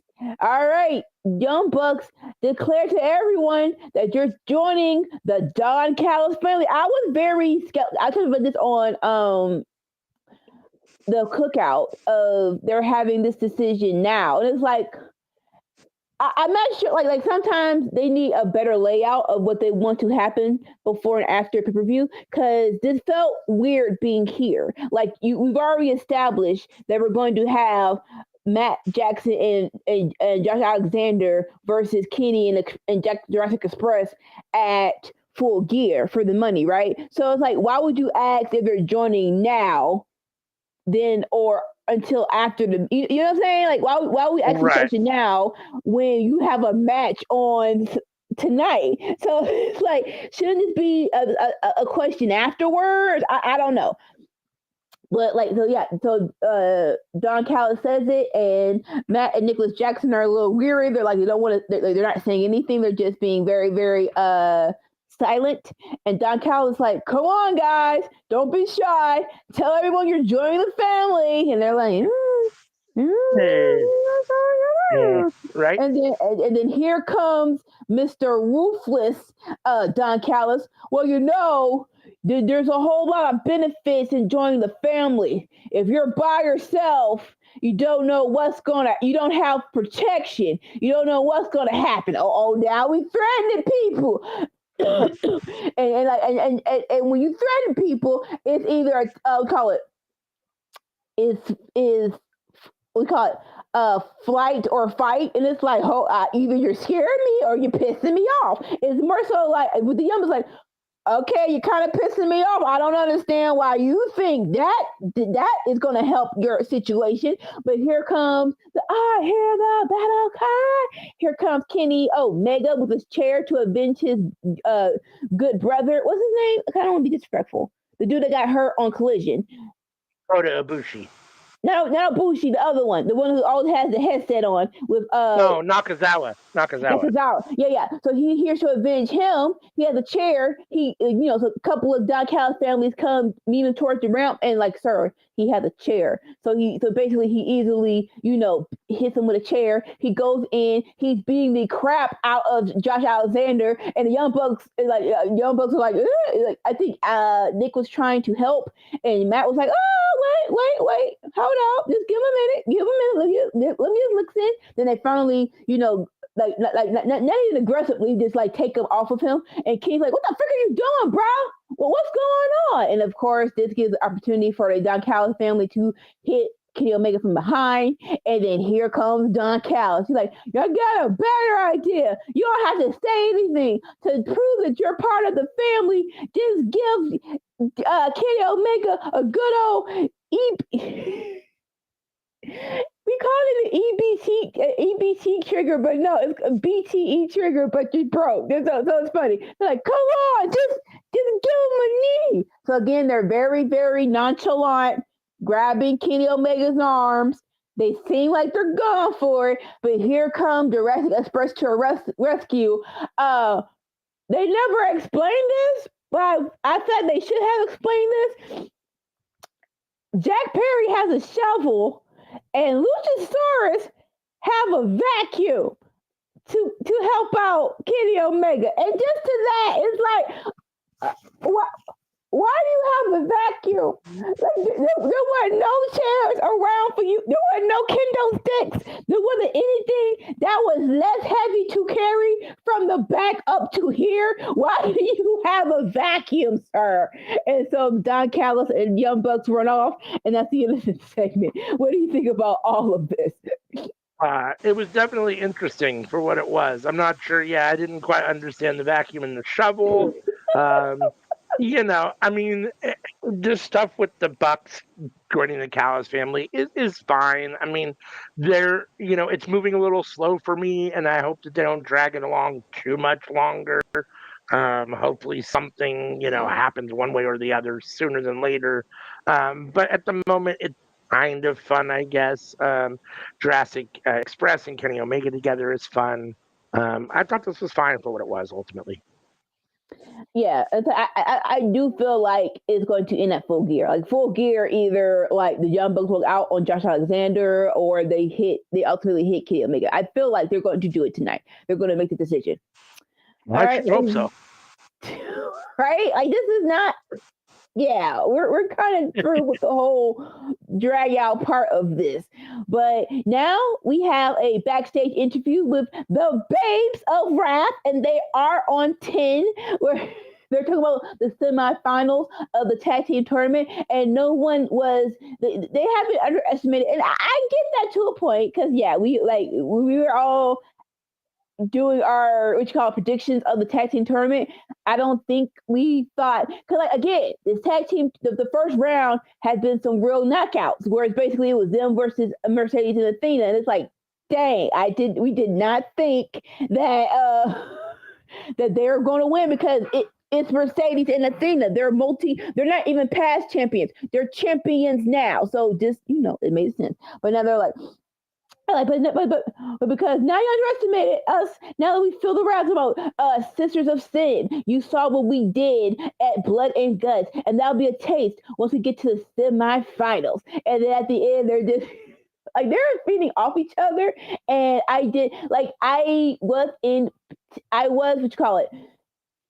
was more into Harley Cameron and Mercedes Moné being a tag team, but they have been growing on me, and I do love them very much so. And so they're like, we are vicious and bodacious, and we are Babes of Wrath, and then we're like, and then they're just walk out, just Basil rap, Basil rap, Basil rap. And so I do love them. I don't know, man. I was like, there's so many good tag teams, and I'm not sure who should be the inaugural champion right now. Okay, I have my top two. It's either them or Megan Bain and Renita Shafir. If it's not them two, I don't want it. That's just straight up what I don't want it. But yeah, this was a very fun segment. Any thoughts? As much as I absolutely love Willow and Harley, and I think the babes are fun, I do think that it's taken a little shine off of the women's tag team tournament to have both Aminata and Hayter out and Mercedes and Athena. Both those teams lose to teams that, for all intents and purposes, like I said, there's levels to this. They don't really equal up. So it is what it is. I know you've been pushing the Sisters of Sin and the Triangle of Madness, so I guess that is what it is. But Jamie Hayter and Queen Aminata should be beating Sky Blue and Julia Hart, every day of the week and twice on Sunday, in my opinion. So, and if you were going to have Mercedes and Athena lose in the first round to Willow and Harley, I don't have a problem with Willow and Harley advancing. You should have had what felt like a harder, it felt like less ability to coexist. Like there wasn't enough friction between Mercedes and Athena for it to justify them taking that loss. Like it didn't feel like, there should have been a major reason why they lost that, and not just Willow and Harley beat them, which is it's fine to a certain extent, but it didn't. It just why? Like this is your forever Ring of Honor champion who's been champion for 1,000 days. Mercedes has 100 belts and is about to be AEW Women's World Champion, and they lose like without having some sort of major issue between the two of them. That just doesn't add up. So even though I love Willow and Harley, it's like, I don't know. So the tag team tournament has lost a little bit of its luster for me. That being said, if Willow and Harley aren't the first tag team champions, I'm going to be very disappointed. So, and I don't, no offense to you, but I don't like the idea of Marina and Megan Bain. Again, Megan Bain's fine. Marina Shafir has not done or shown me anything that I think deserves for her to be holding a title at this point. So I just don't.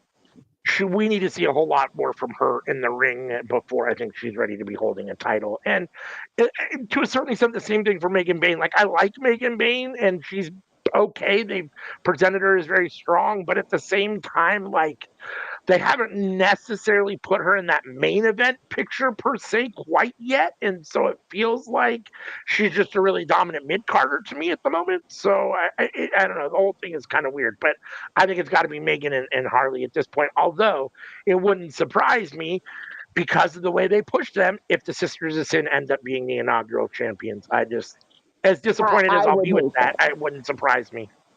If we had if this was a test and we had A, B, C, and D selections, they Sisters of Sin would be selection D. That'd be the wrong answer.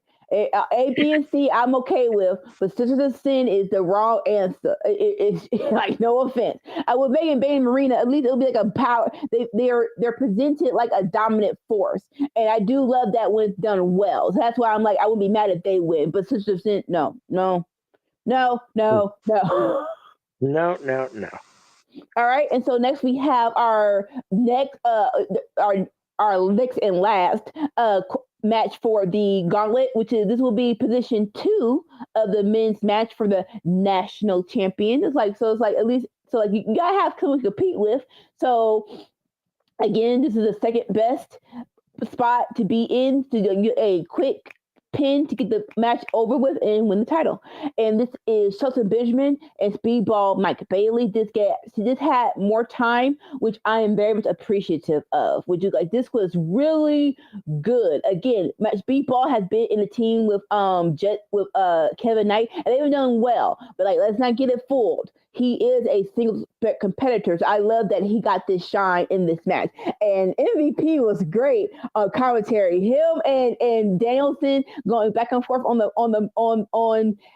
more so the submissions and the maneuvers of the match. I would love more of that. Yes, please. The dynamics of the match was more so Speedball using his speed. He's a striker, but more so Shelton Benjamin is like, just get off me, bro. Like that was the feel of Shelton, where basically Speedball would do a maneuver, and Shelton would just push him off, and then the pushes might be, pushing him into the guardrail or to the or into the ring apron. At the end, Speedball had Shelton in a submission, and this is one of the times where Danielson and MVP were great. They're like, "Hey, MVP!" So like MVP using black belt. How you like that? How you like that lock of Shelton? And so he was like, "Listen, if he had his arm up, it's better." He's like, Peepaw's a good striker, but he used to be a better grappler. He can learn something from her syndicate. I'm like, see, that's when you have guest commentators, you need that little bit of forward of a call and response. So I love that with MVP and Danielson. At the end, Shelton just went back crack crazy and just started just giving crazy super kicks and crazy knees to the face, and to the point of, hey. I know Speedball's a grown man, but at one point it's like, sir, you are hurting this man. You did not have to hit him this hard. And eventually, 1, 2, 3, Shelton for a win. This was a very good match. I loved it. I love the guy so much time. Hopefully he'll hopefully in the near future we'll do this again. But this was a very nice qualifier match for the second spot of the gauntlet. And this means that number 1 and 2 will be Shelton and Bobby Lashley. It's like, so we'll see how that kind of maneuvers in the gauntlet. Like, are y'all gonna go nice on each other? Or y'all just gonna go balls to the wall? Either way, I'm not. I don't hate it. Your thoughts? Can you hear me? Okay. Yeah, I can hear you now. Okay, because I got a weird notice on the screen, so I want to make sure you hear me. Yeah. No, I mean, I thought this was fine. I mean, like you said, Speedball and Kevin Knight have been doing, good work as Jet Speed, but I think both of them, and especially Mike Bailey, are singles wrestlers, and that's kind of where his sweet spot is. Him and Shelton Benjamin, they have good chemistry. I think they work well together. Shelton Benjamin is a little bit slower, a little more deliberate in his movements, whereas Mike Bailey's a little bit more kind of fourth gear. And I thought that played off well. Like you said, it was like Shelton Benjamin was kind of pushing off, kind of like the annoying little brother the whole time. Like, Yeah. All right, calm down a little bit, and so that's definitely fun. Shelton Benjamin is insanely good, even at 40 years old or 41 or however old he is. I mean, the man it's insane how good he is. Yeah, it's how good. I mean, it's insane how good he is.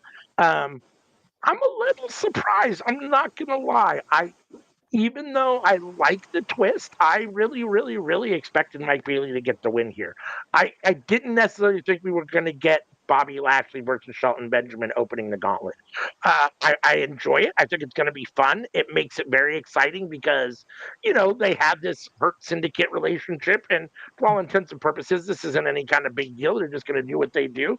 And the match requires them to wrestle each other. But it should be a lot of fun. My guess is that Bobby probably advances. I have a feeling this is probably Bobby's time to win a belt finally.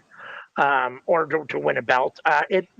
He should be wrestling the Hangman Pages of the world for the World Championship, but putting a belt on him here is fine for the moment, especially if you give him kind of the Okada treatment that you've given Okada with that belt. Like Tony Khan wants to have all these belts. He said he wants them to feel equal. I don't know if this is supposed to now be a mid-card belt, but putting it on Bobby Lashley and giving him a lot of praise definitely isn't going to make it a mid-card belt. That's for sure. Because Bobby Lashley is not a mid-card guy. So I'm interested to see how this plays out. Shelton and Bobby should be a lot of fun. I think Bobby ends up winning the gauntlet and is the first inaugural national champion. So yeah, I mean, it's going to be fun. I'm interested. I was a little surprised though that they decided to do this, but it should be fun. Yeah. My prediction is either Bobby or Ricochet. I fully believe that either those two are going to win it. hopefully a surprise comes. Like hopefully someone from injury comes back. I would love that because we are missing some people. So like if just one person comes back in this gauntlet, I will be totally happy. Jay White. Yeah. Hopefully it's Jay White. Yeah, I mean, it's not going to be Swerve or Osprey. They're both out, right? So, and neither of them, I mean, I don't know that they would even be in this gauntlet for this title. Like, I don't know that that's the right lane for either of them. But Jay White, that's a perfect spot for Jay White for sure, no doubt. I don't know if he's ever coming back, but this is a good spot for an Adam Cole. Like, this is a title for an Adam Cole to win. I don't know if what's going on with him at all, but yeah, I mean, so yeah, there are a couple people that I'd love to see come back. I mean, we'll see if they. Yeah, Hopefully, we'll get some sort of surprise entrance or something at Full Gear. That would be nice. So most definitely. All right, so next we have a match. It is the conglomeration of Roderick Strong and OC versus the Death Riders of Claudio and Moxley. It's like nothing for Full Gear, but just I feel like probably Death Riders trying to get their lick back of after losing, and this was a good match as well. It's like the bell rang, there's a little bit of a standoff, and they're like, screw it, let's just go balls to the wall, let's just start hitting the crap out of each other, which I love.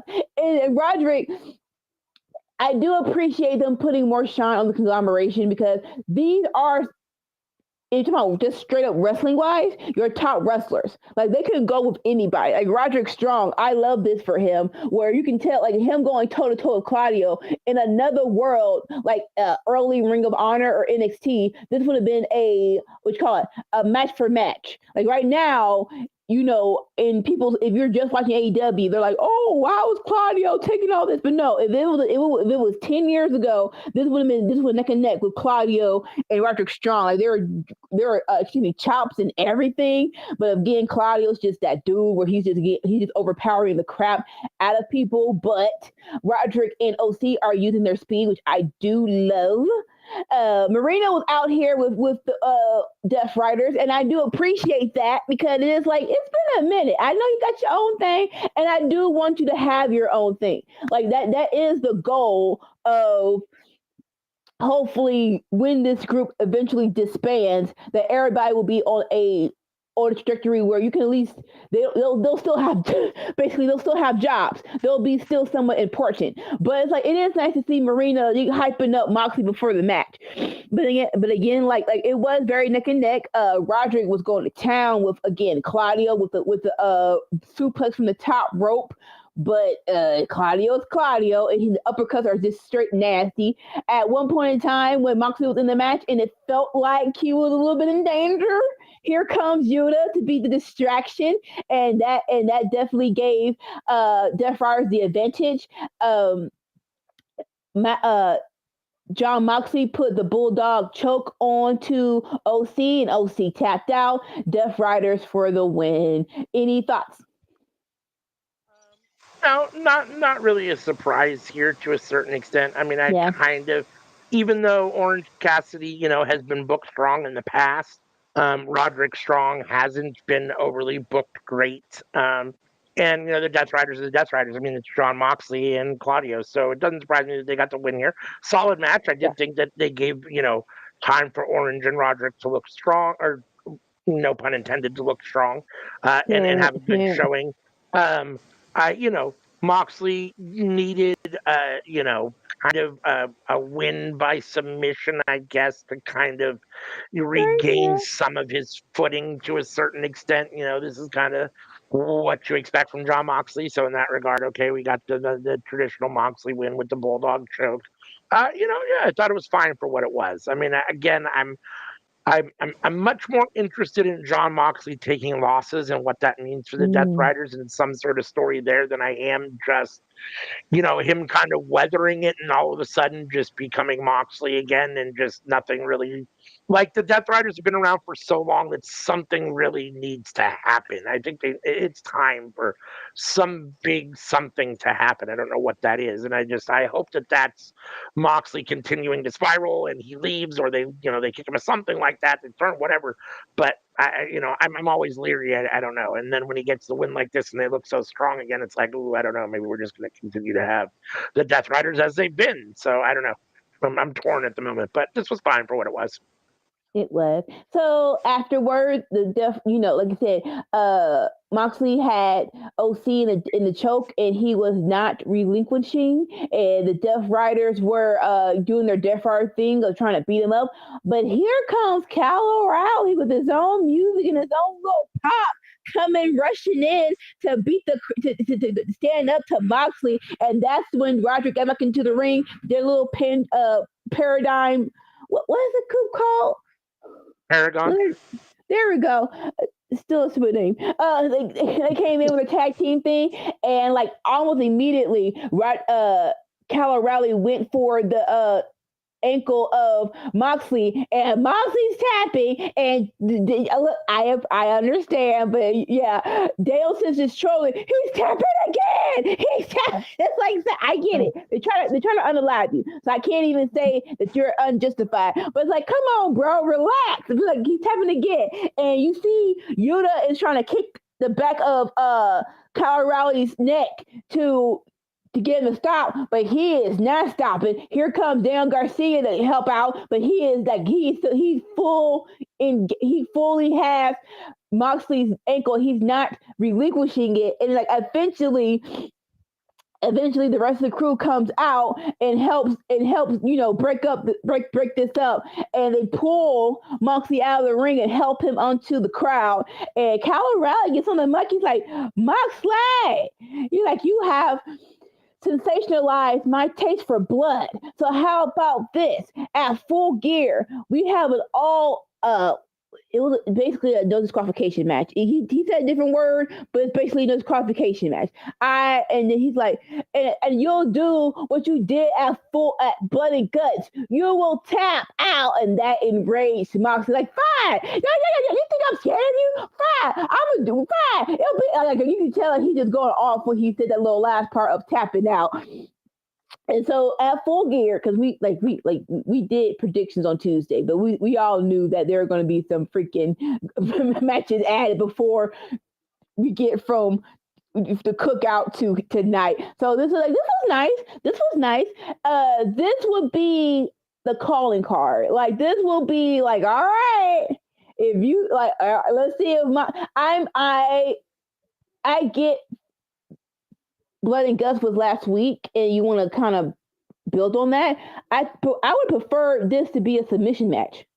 I would prefer that would be much more tied to the story that they were telling of Moxley and Cal O'Reilly per se and tapping out. But nevertheless, I think that's probably going to be the ending of will Moxley tap out again.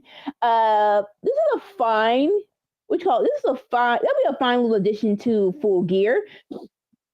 It has a little bit of mistakes because I think we all like they haven't said it, but I think we're all like, okay, if you tap out again, I don't know what the Death Riders would do after this. I do think that is the little intel. So this is just a fine little addition to Full Gear. Your thoughts? Yeah, I mean, I'm kind of torn. I mean, I think that Kyle O'Reilly had probably the biggest moment of his career when Moxley tapped out in Blood and Guts to his ankle lock.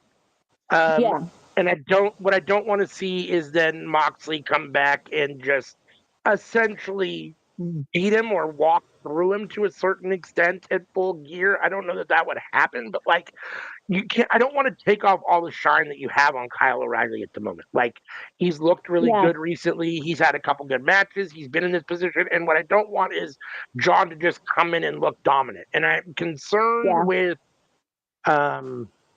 I'm concerned that both with the non-disqualification match, we're going to get a lot of interference for one, which always diminishes a match. And two, I imagine John probably gets the win. I mean, it'd be great for the spiral if he taps out again, but I can't imagine that they're going to have Kyle O'Reilly tap John Moxley again.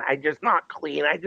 And so in that regard, Kyle probably takes the loss, and It's like two steps forward, one step forward, two steps back to a certain extent for Kyle O'Reilly. Not that taking a loss from John Moxley is that big a deal. It's like you had him look really, really good for the last few weeks, and now he's going to take a loss. But as long as if he takes a loss and looks good in that loss, then maybe I'll have a different opinion when it's all said and done if the match comes off really good. But I just worry about Kyle O'Reilly taking the loss to John Moxley, and I can't imagine John's going to lose.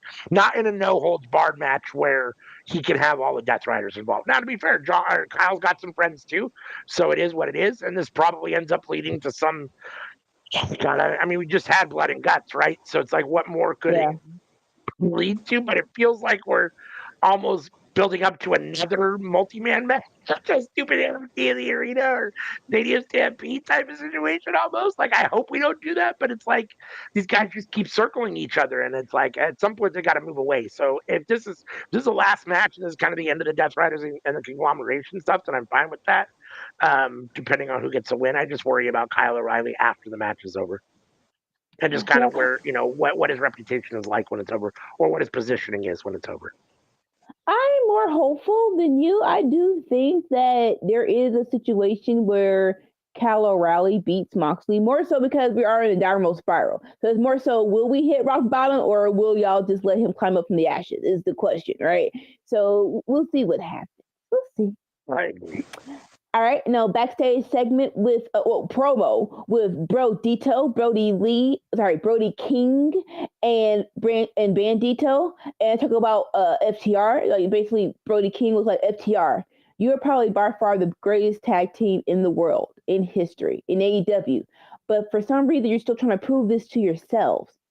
Well, unfortunately, at AEW at Full Gear, you are going to leave empty-handed. And then Bandito said something in Spanish. It's like, Brody King and Bandito never stopped fighting. They did a little, actually look like the little tap, the little handshake. It's cool. Any thoughts?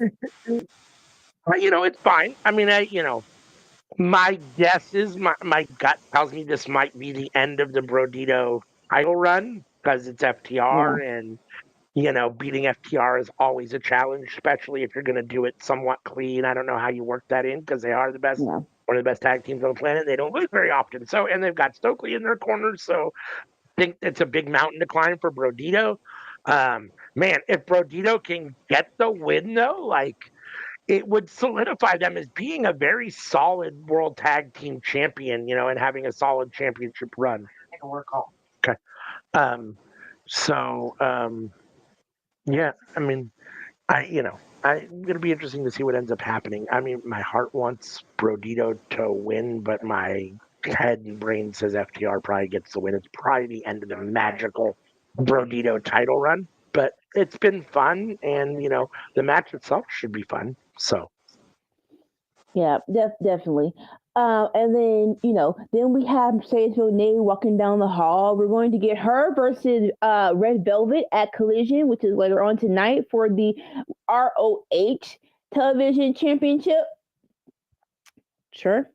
More thoughts of that to come. Then we get another backstage promo with Kenny Omega and Jurassic Express, even though Kenny was the only one who was talking, but more so because they're only attacking him.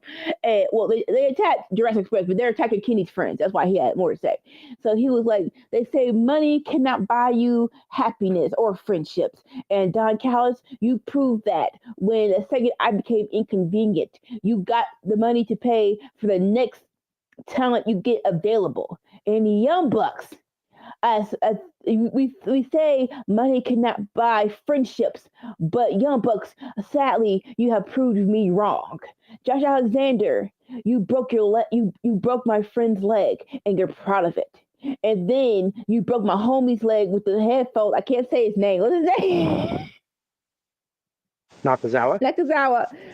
And that's when things become personal. This Saturday at Full Gear, no amount of money is going to stop us from doing what we're going to do to you. 1 million, 2 million, 3 million. It doesn't matter. At Full Gear, we're going to beat you. And so until then, good night. Mwah. Oh, wait. I don't want to do it wrong, but I probably already did it. He's like, and good night. Mwah, and good luck. Bang. Whatever. That's the end of it. What do you think about this little promo? Sorry. Goodbye, mwah, and good night. Bang. Okay. Well, I'm a big fan of Kenny Omega. I like him just in general. Everything he does, I feel like, is essentially gold. In the ring, when he's going, he's one of the best on the planet, arguably the best. And he's a solid promo. I thought this was good. I thought this did what it was supposed to do, which is hype up the match. And I enjoyed it. I thought it was fine. It was cool. Kenny Omega is a very solid promo. Yeah, like this is a go home show, so I get it. You don't want to have that much talking, but I do wish there would have been more. But this was fine. This was fine. All right, next we have our next round or next match in the is this the first? Okay, no offense. All right, so we had women's blood and guts, right? But it feels like this match should have been like this match is the first round, but I feel like we should have had this match 2 weeks ago. But evidently we didn't for whatever reason. Here we are. It is Mina Shirakawa and Timeless Tony Storm versus Alex Windsor and Riho. So when Mina and Tony Storm comes out, they do this dance. Listen, no offense, but Mina looks a little goofy when she does her entrance by herself. Like that's just me. It feels like when Mariah May was with her, it's a entrance built for two. But this entrance, we had Mina and Timeless Tony Storms in their trench coats and hats doing the dance together. Like, yes, this is how it's supposed to look. It looks much better. So, like, I know, Mina can't do anything about that, but it is like, yeah, don't do the entrance dance unless you have a partner. That's just my 2 cents. Right, so matches goes on, and like I said, this was a respectful bout first. Mina and Riho started off, and every time Riho does do a move, Mina maneuvers herself out of it and just does a little shaky little taunt, which I appreciate. When Tony Storm and Alex Windsor got into it, remember that they were a tag team once ago, so it wasn't anything like you said, it wasn't anything like hard hitting personal hits. It was just like first was a feat of strength between both of them, which I did love. Kind of knew who would win, but they at least gave Alex Windsor and Riho some shine. And so at the end, I love this part in the middle where Mina had Riho in a figure 4 leg lock, and Riho turned over to reverse it, but Tony Storm pushed her over so Mina would be in control, and then Alex pushed them back over so Riho's in control. Then they both came in, and so they had to both idea like what, and then they both hit each other, and they landed on Mina and Riho to break up the pin. That was beautiful. But at the end, Mina and Timeless Tony Storm did dual hip attacks, and Tony Storm did her Storm Zero and 1, 2, 3. Mina and Timeless Tony Storm are for the win. They advance, and like we all predicted, it will be them versus Mariah May and Megan Bayne for the next. Sorry.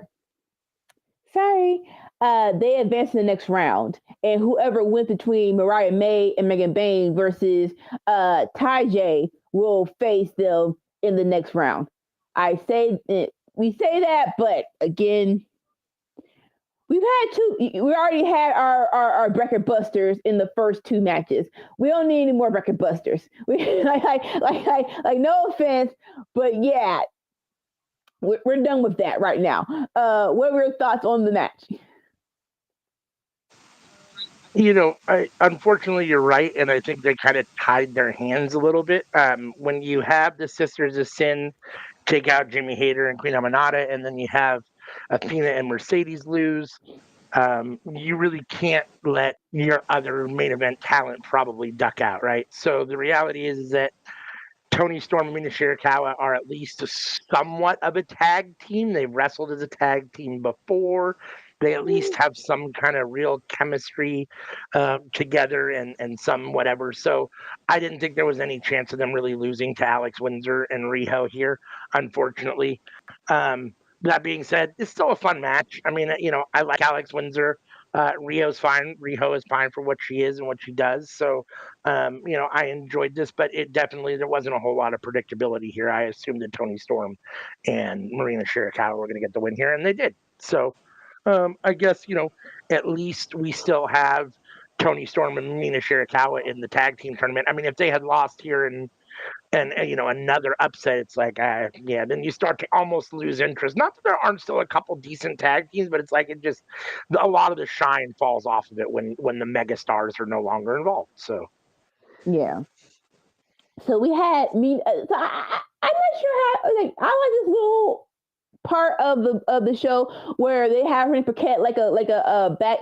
Not she's a commentator, but like it's like if you watch football and something happens behind the scenes, they have the voice of someone to tell you what's going on. So that was Renee Paquette right now. So while Mina and Tony Storm were shaking hands with Riho and Alex Windsor and doing the little dance up the stage, she announces that we are in Collision of this night, we are going to get Ty Mello versus Megan Bader and Marie Shafir to see who advances.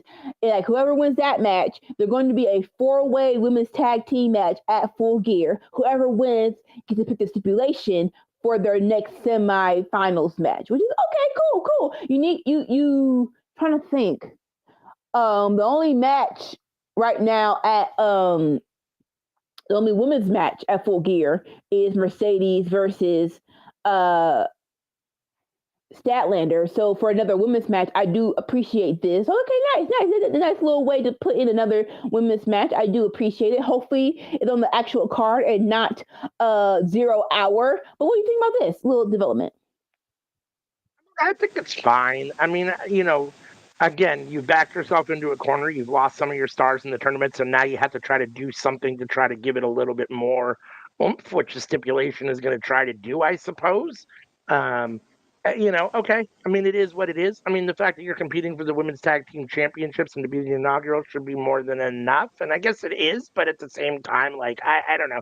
You want to I guess you're trying to reignite the tournament a little bit. I mean, it's been very slow. Like, they announced the tournament, 4 weeks ago now, it feels like, and then we're still in the first round. So it's like, it's taken its time to kind of get there. It's like you have one match a week, for 3 months. It's what it feels like, right? It's like, not that I forgot that we were doing it, but like the longer it takes to get to the point, the momentum is, slows down. And so it's like, they show the bracket, you get really hyped. Oh, Aminata and Hater, and you get, Mercedes and Athena are teaming, and it's like the bracket looks really good. Then it moves slow, you get 2 upsets, you care a little less, and now it's slowing down even more.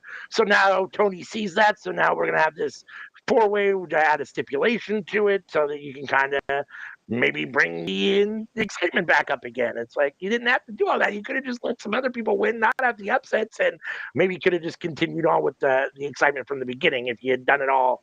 Like, I understand that you can't wrestle back to back to back to back a bunch, but like if you had done somehow a tournament in one night on a pay-per-view, I don't know how you do that, or in 2 nights in some way, like 2 dynamites back to back or something in 2 weeks and just get it done. Like, to me, that achieves more than stretching it out and all those things. But it is what it is, and we'll see what ends up happening. Yeah, like at least 2 matches on a Dynamite night. Like let's start it, let it end it. That would be preferably better. Yeah. But we'll see how this spices it up. All right, so next we have a backstage conversation between Kyle Fletcher and Mark Briscoe. They have agreed no contact. We'll see how that works. And so they talk about Kyle Fletcher says, and like, listen, you're going to I'm going to beat you, and you're going to be a part of the family, and you're going to know what it feels like to be a part of the family. And this is when Mark Briscoe's in his bag. He's like, don't talk to me about family. I literally represent my family every time I'm in that ring. I represent my own road family, the conglomeration. I will not be letting my family down at Full Gear. I'm going to beat you and take the TNT title. You will not take me from my family. As soon as he was mid-sentence, here comes Okada, and oh boy, I think it's I want to say algorithm so bad. And a great dark brother, whatever, with a red Hologram? hat. So Clone? hologram, evil Clone. brother, clone, whatever you want to call them. Basically, Okada and old boy beat down Mark Briscoe. Boo, boo. That should be. I don't care if what you call it. If it's a little cheat code, boo. But after they beat him up, Okada. Kyle Fletcher's like, thank you for not agreeing to no contact. And Okada's like, no problem.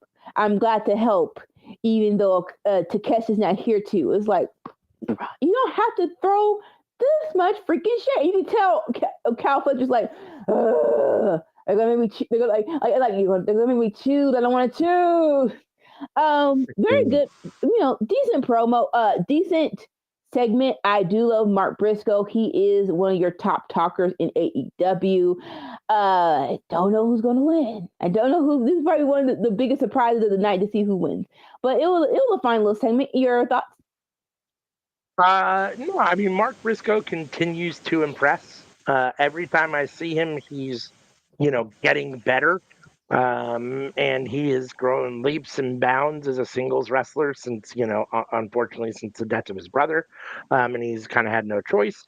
And the fact that Tony Khan's given him the platform to show what he can do, and he's like you said, he's one of the best promos in AEW, especially at the moment. But yeah, I thought this was extremely solid. I enjoyed this. I like Kyle Fletcher. Okada's great at the end, where I did this because Takeshi's not here. The pettiness, the trolling is great. I'm all here for Okada and Takeshita. I can't Yes. wait for that to just like explode. And Takeshita better get the win, or better get the better of the war. That's my feeling. But no, I thought this was fine.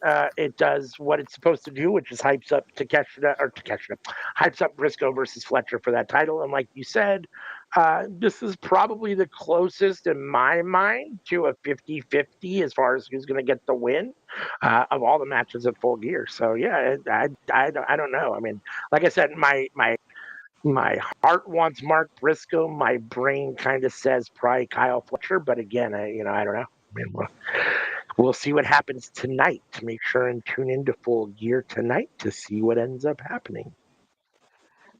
Yep.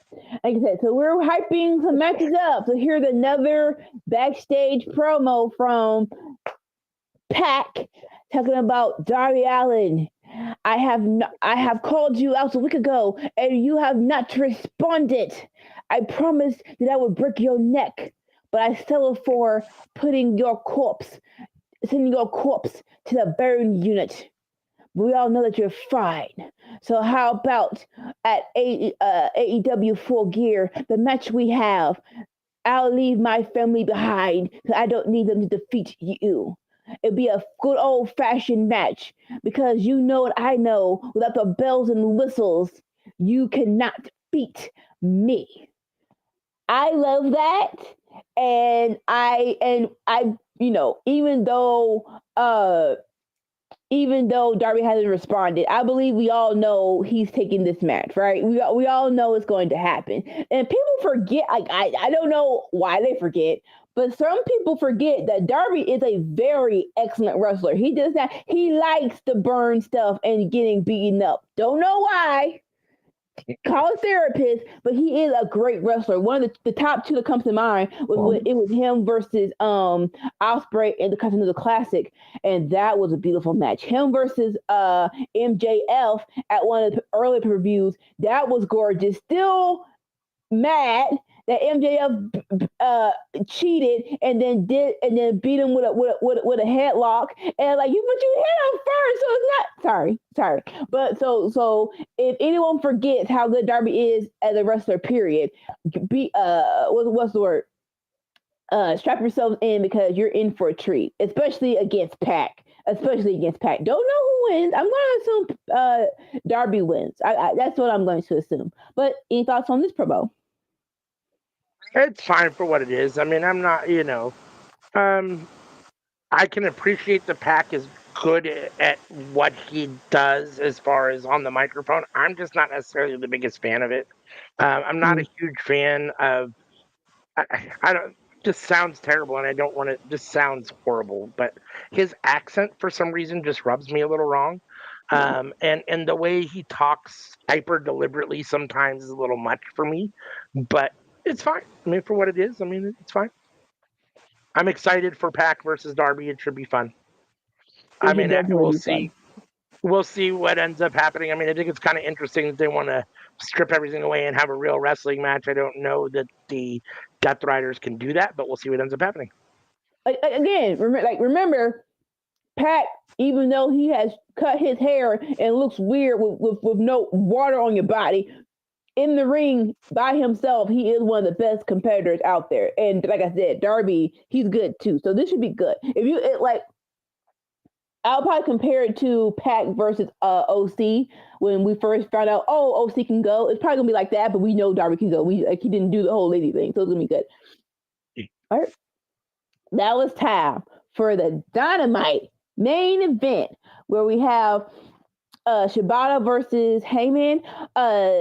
Samoa Joe comes out first, and he's going to be on commentary. If we all remember Halloween Fright Night, it was Tony Schiavone that Heyman was just up in. We cannot confirm or deny that Tony Schiavone was part of that plan, but evidently Joe still thinks that he was. So, Tony's like, listen, calm down. I'm just here to commentate. And so, and Samoa Joe's being so intimidated, like, oh, Tony Schiavone, you're a slippery little piggy. All right, no, I want you to sit right next to me. Hey, make sure your little piggy stays. I'm like, y'all are doing so much. Like, this is not necessary, but it's Samoa Joe, so it is kind of just a little bit.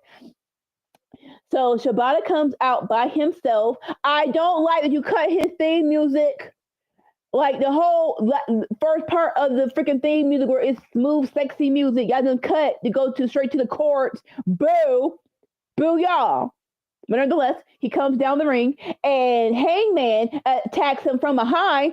Hey, what we waiting for? What we waiting for? And like we said, if Samoa Joe interferes, he costs him his match at Full Gear. So like you can see that Samoa Joe's is irate that Heyman got the better of Shibata. He can't do anything about it. But as soon as he rolls Shibata into the ring and starts to start the match, Shibata gives him a boot to the face, like, okay, there we go. And then he tosses him into the guardrail, and then he does his whole run. He tosses him to the other guardrail, and now Shibata is firmly in control, and now the match has started, which is very, very good. But then, and so the match continues. Shibata is 75% control of this match, but at the end, you can see Heyman comes back, and he goes, and so it was one at the end. He goes for a buckshot, but Shibata sidesteps him, and he always runs into the ref, and then Shibata gets a low blow, and I love Samoa Joe on commentary. Him and MJ and MVP are very good at commentary, and I love when they get on the mic. And so he was like, that wasn't a low blow. That was a slippery arm maneuver. And so, come on, Shibata. Like, what did you just call the clearly low blow from the referee's bat? And then Shibata gets into an arm bar, and Shibata, and so you can tell Samoa Joe is very, very hyper. Like hyper stinger thumb. Come on, Shibata. But unfortunately, Hangman has his foot on the ropes. Shibata goes for an ankle lock, which is a whole lot of these, but somehow I don't think this is an Eddie Guerrero thing, but it just happened where Hangman slips out of his boot. And he clotheslines Shibata, and while he clotheslines Shibata, fantastically the boot flies into the air. He catches it, he puts it on, he gets out of the ring, and he goes for his buckshot. 1, 2, 3, Shibata wins. Your thoughts on the match? This was a very, very nice little main event. Your thoughts? It's fine. I mean, I'm always disappointed when Shibata takes a loss. I mean, I kind of knew that Hangman Page was going to get the win here. Non-title, I always think if it's non-title, it can't hurt for the champion to take a loss. At the same time, this is going right into Full Gear essentially, and so you don't really want your champion taking a loss when he's about to defend the title in a title match. I the match itself, Shibata looked good for about 7 or 8 minutes of the match, and then Hangman kind of took over and ended up getting the win, which is fine. I mean, I still think that Shibata has the ability to look better and to get wins like this, and to be a bigger player in AEW. That being said, I also know that with the next stuff and coming back off injuries, I don't know how cautious he is, how much he actually wants to wrestle. I don't all those things, right? So, who knows? Maybe he's perfectly content with what he's got going on at the moment in his career.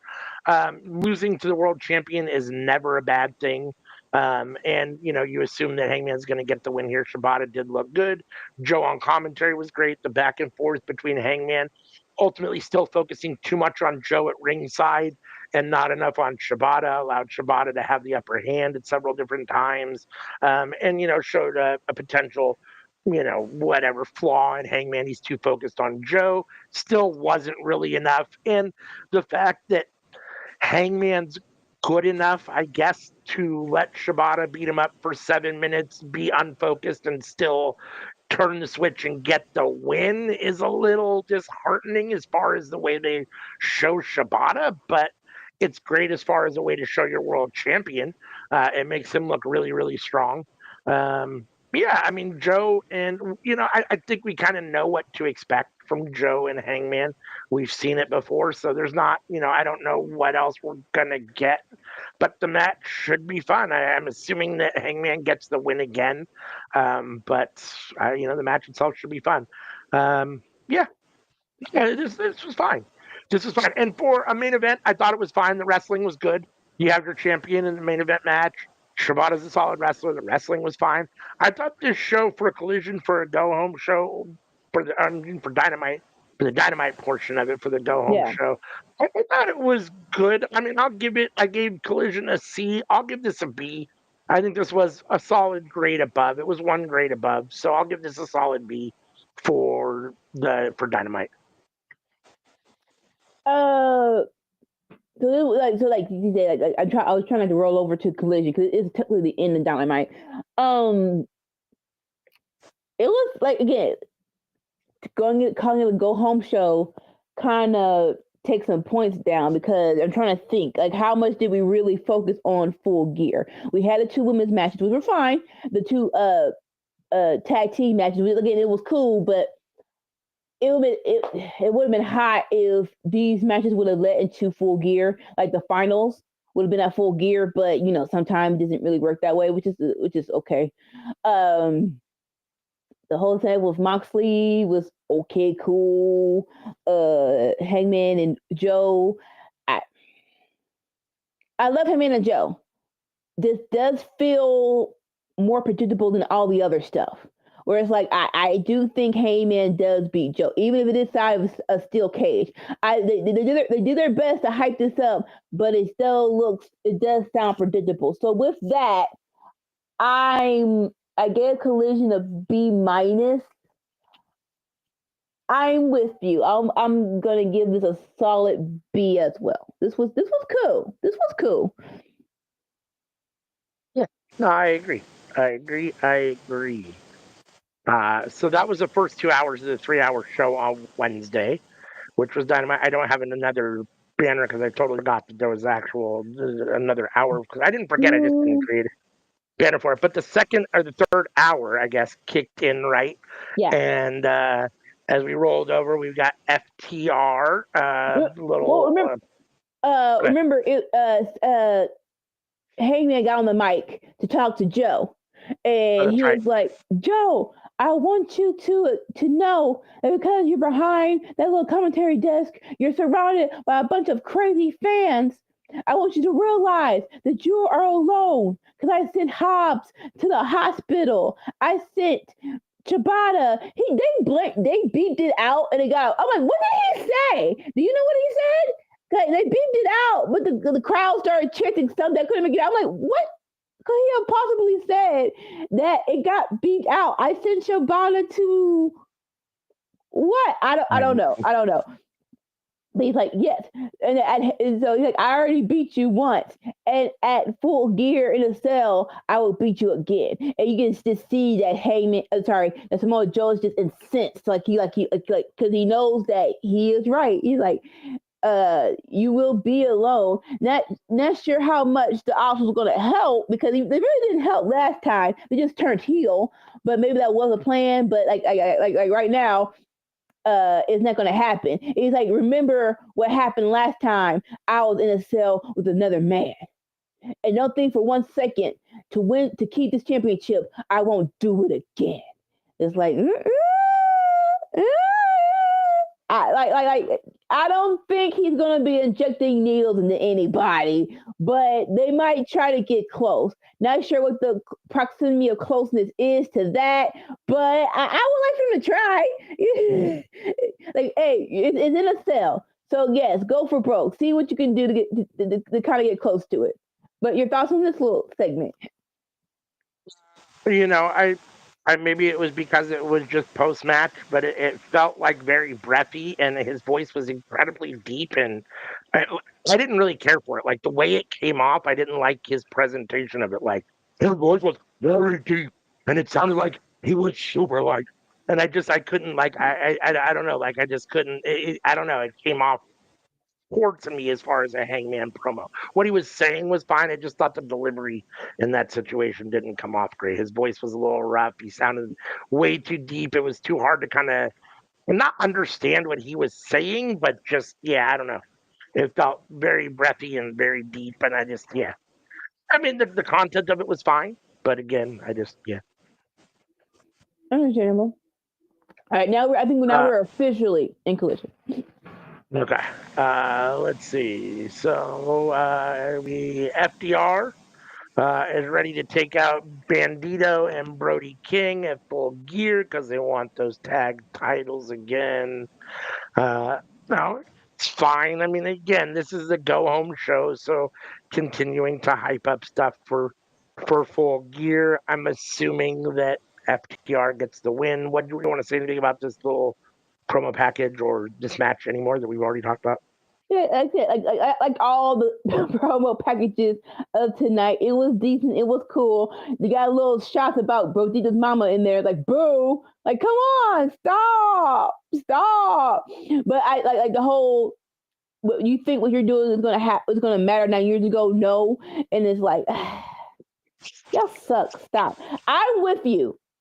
Even though I do think it's time to put STR as champion because the heel run is so good, I would not mind if Brodito win. CM had a nice idea that maybe a reappearing Christian can help Brodito retain those titles because this is the what's the word? This is a issue they have with tag teams and trying to elevate new teams. Is that you let them have this run, but when it's time to be someone huge, you don't let the new team do it.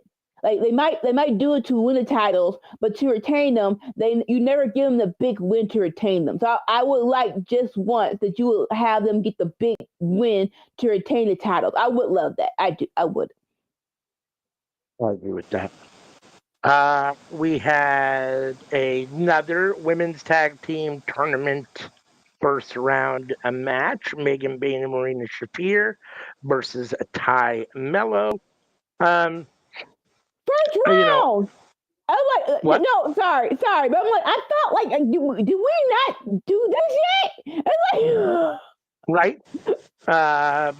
Ultimately, Marina Shafir gets the mother's milk to make Anna Jay tap out.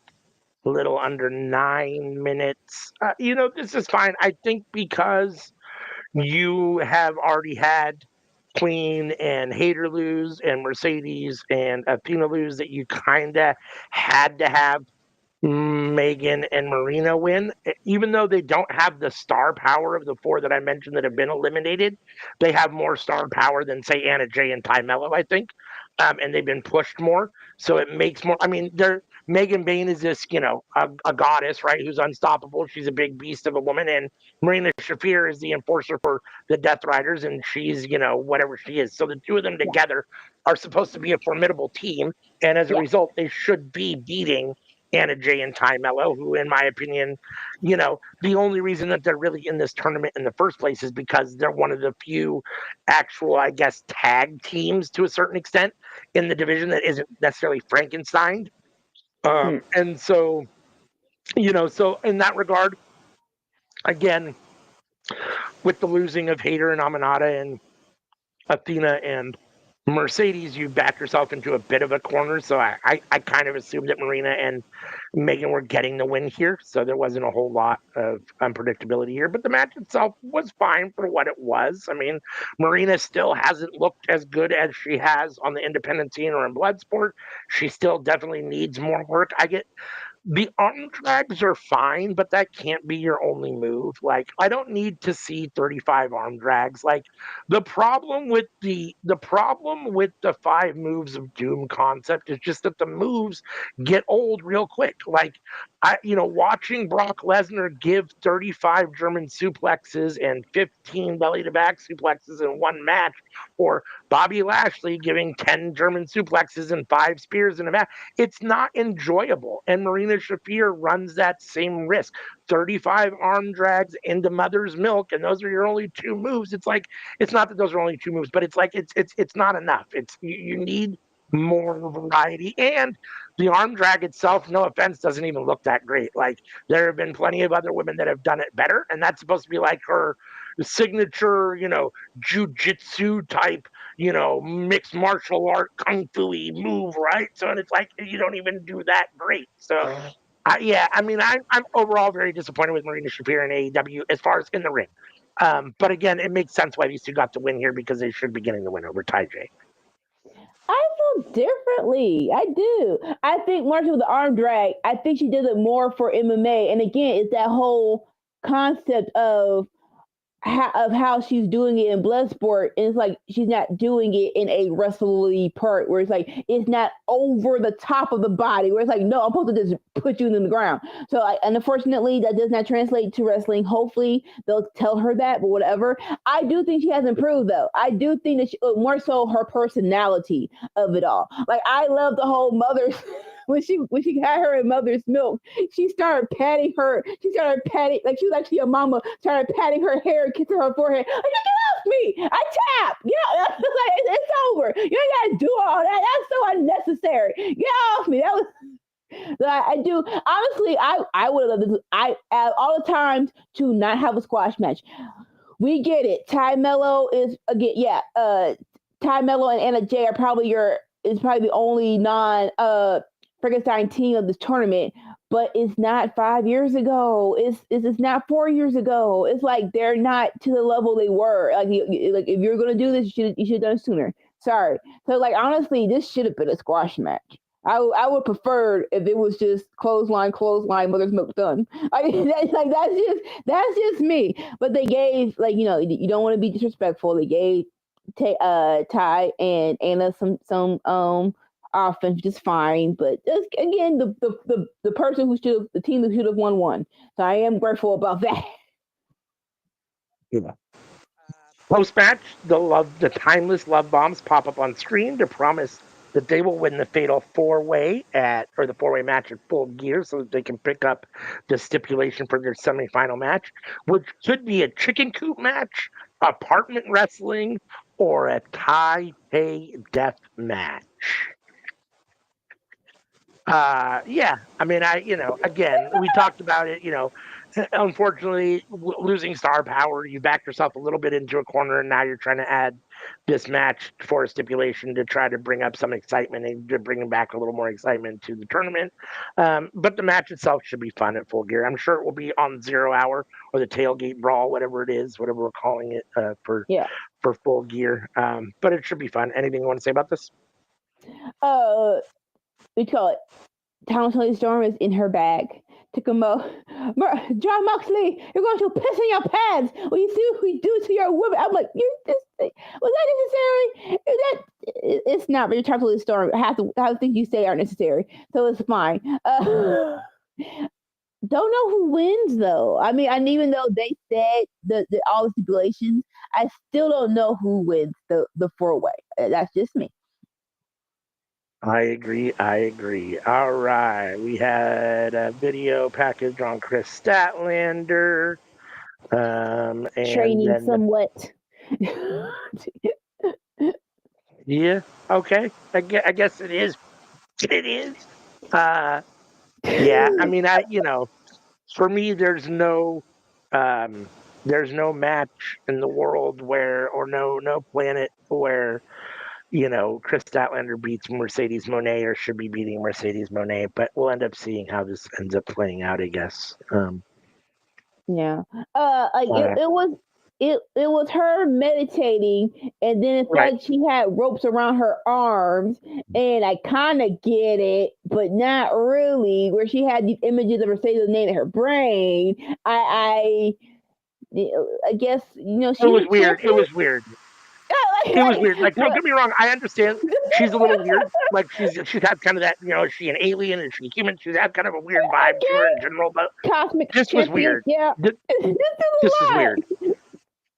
It's doing a lot. This was a little out there. Let's see. Then we had Bang Bang Gang, who was very interested in winning $200,000 at Full Gear. That should be fun. Juice and Ace Austin and whatchamacallit? Unacclaimed are in there. Yeah, Austin, whatchamacallit? Austin Gunn are fun. I mean, they're, yeah. No, I mean, they're, the Bang Bang Gang is fun, and it'll be interesting to see who wins the $200,000. I don't think it matters because there's no real money exchanging hands, as we've talked about in the past. We need to see a check with the winner's names on it. What'd you think of this? It was Bang fun. Bang Gang. Juice Robinson is Juice Robinson, and him cracking Austin up is hilarious. And we're gonna be rich. $200,000. Guys up! Yeah. I love that there's still a spotlight on them. Like it's not as big as it was with Jay White, but I do appreciate them still having that spotlight. I do. I agree, and I think Juice, deserves it. Juice is a very solid wrestler. I like Ace Austin. The Guns are what they are. Austin and Colton Gunn are what they are. They're fine. Austin's gotten better. Unfortunately, Colton's been gone now for a while, but Austin is growing on me a little bit. He's gotten better. And when Jay White comes back, I think they should be a formidable unit. So hopefully Jay White is back sooner than later, maybe tonight at Full Gear. Tune in and see. Then we had our second match of the third hour of this Dynamite Collision special. Kazuchika Okada versus Mascara Dorada in what was a very bizarre match for me. Dorada is one of the better Mexican wrestlers, one of the better luchadors in the world. And I don't know what was going on tonight, but he was not sure on his feet at all in this match. I thought he had several stumbles. There were spots where it looked like Okada had to wait for him several times to hit his mark. There were several spots. There was one spot where Okada backed into the corner turnbuckle, and Dorada was on top of the rope with his back. They had their backs to each other, and it turned into and Okada had to wait forever for him to get position correct. It looked bad. This match did not look good. I did not enjoy this. I thought it looked bad. There were too many botches, and don't get me wrong, I complain about looking too choreographed, and I think that you have to have some botches here and there. Not botches, but natural foot movement. Everything shouldn't look perfect. But for a guy like Dorada, who's as seasoned as he is, I thought he missed his spot a lot of times. And there were a lot of moments where I thought it looked like Okada was waiting on him to do something. And it just felt like it didn't come off right for me. So I thought this was very down. Okada did get the win, as you'd kind of expect. So, yeah, what did you think of this? I can't disagree with you. I'll say this: I don't think Okada is good with Lucha Libre. I'll say that. I don't think he should be doing anything more. Mascara Dorada, he showed up and showed out in the trios match between Takeshita and Okada, but I think we should have just left it at that. I think with that, probably Takeshita was taking more of those bumps than Okada was, but Takeshita is the IPG World Heavyweight Champion. So I got it right. Yeah. But he's a New Japan right now. So he can't take these matches. Okada has to. And so it's like, so I do believe I don't think Okada should be doing this anymore. Like the next Lucha Libre match he has, it should be a tag team match. Let someone else take those hits. One of them that was a hard one. Dorado was on the top rope, and I don't know what he was going for, but it felt like it ended with him on his back. And he's like, "Oh shoot, what the frick was that?" And so that was kind of hard to watch. But a win's a win. As of right now, Okada didn't have a match. I'm not even sure why we had this match right here. Just for the sake of of time, which is all right, cool. All right, cool.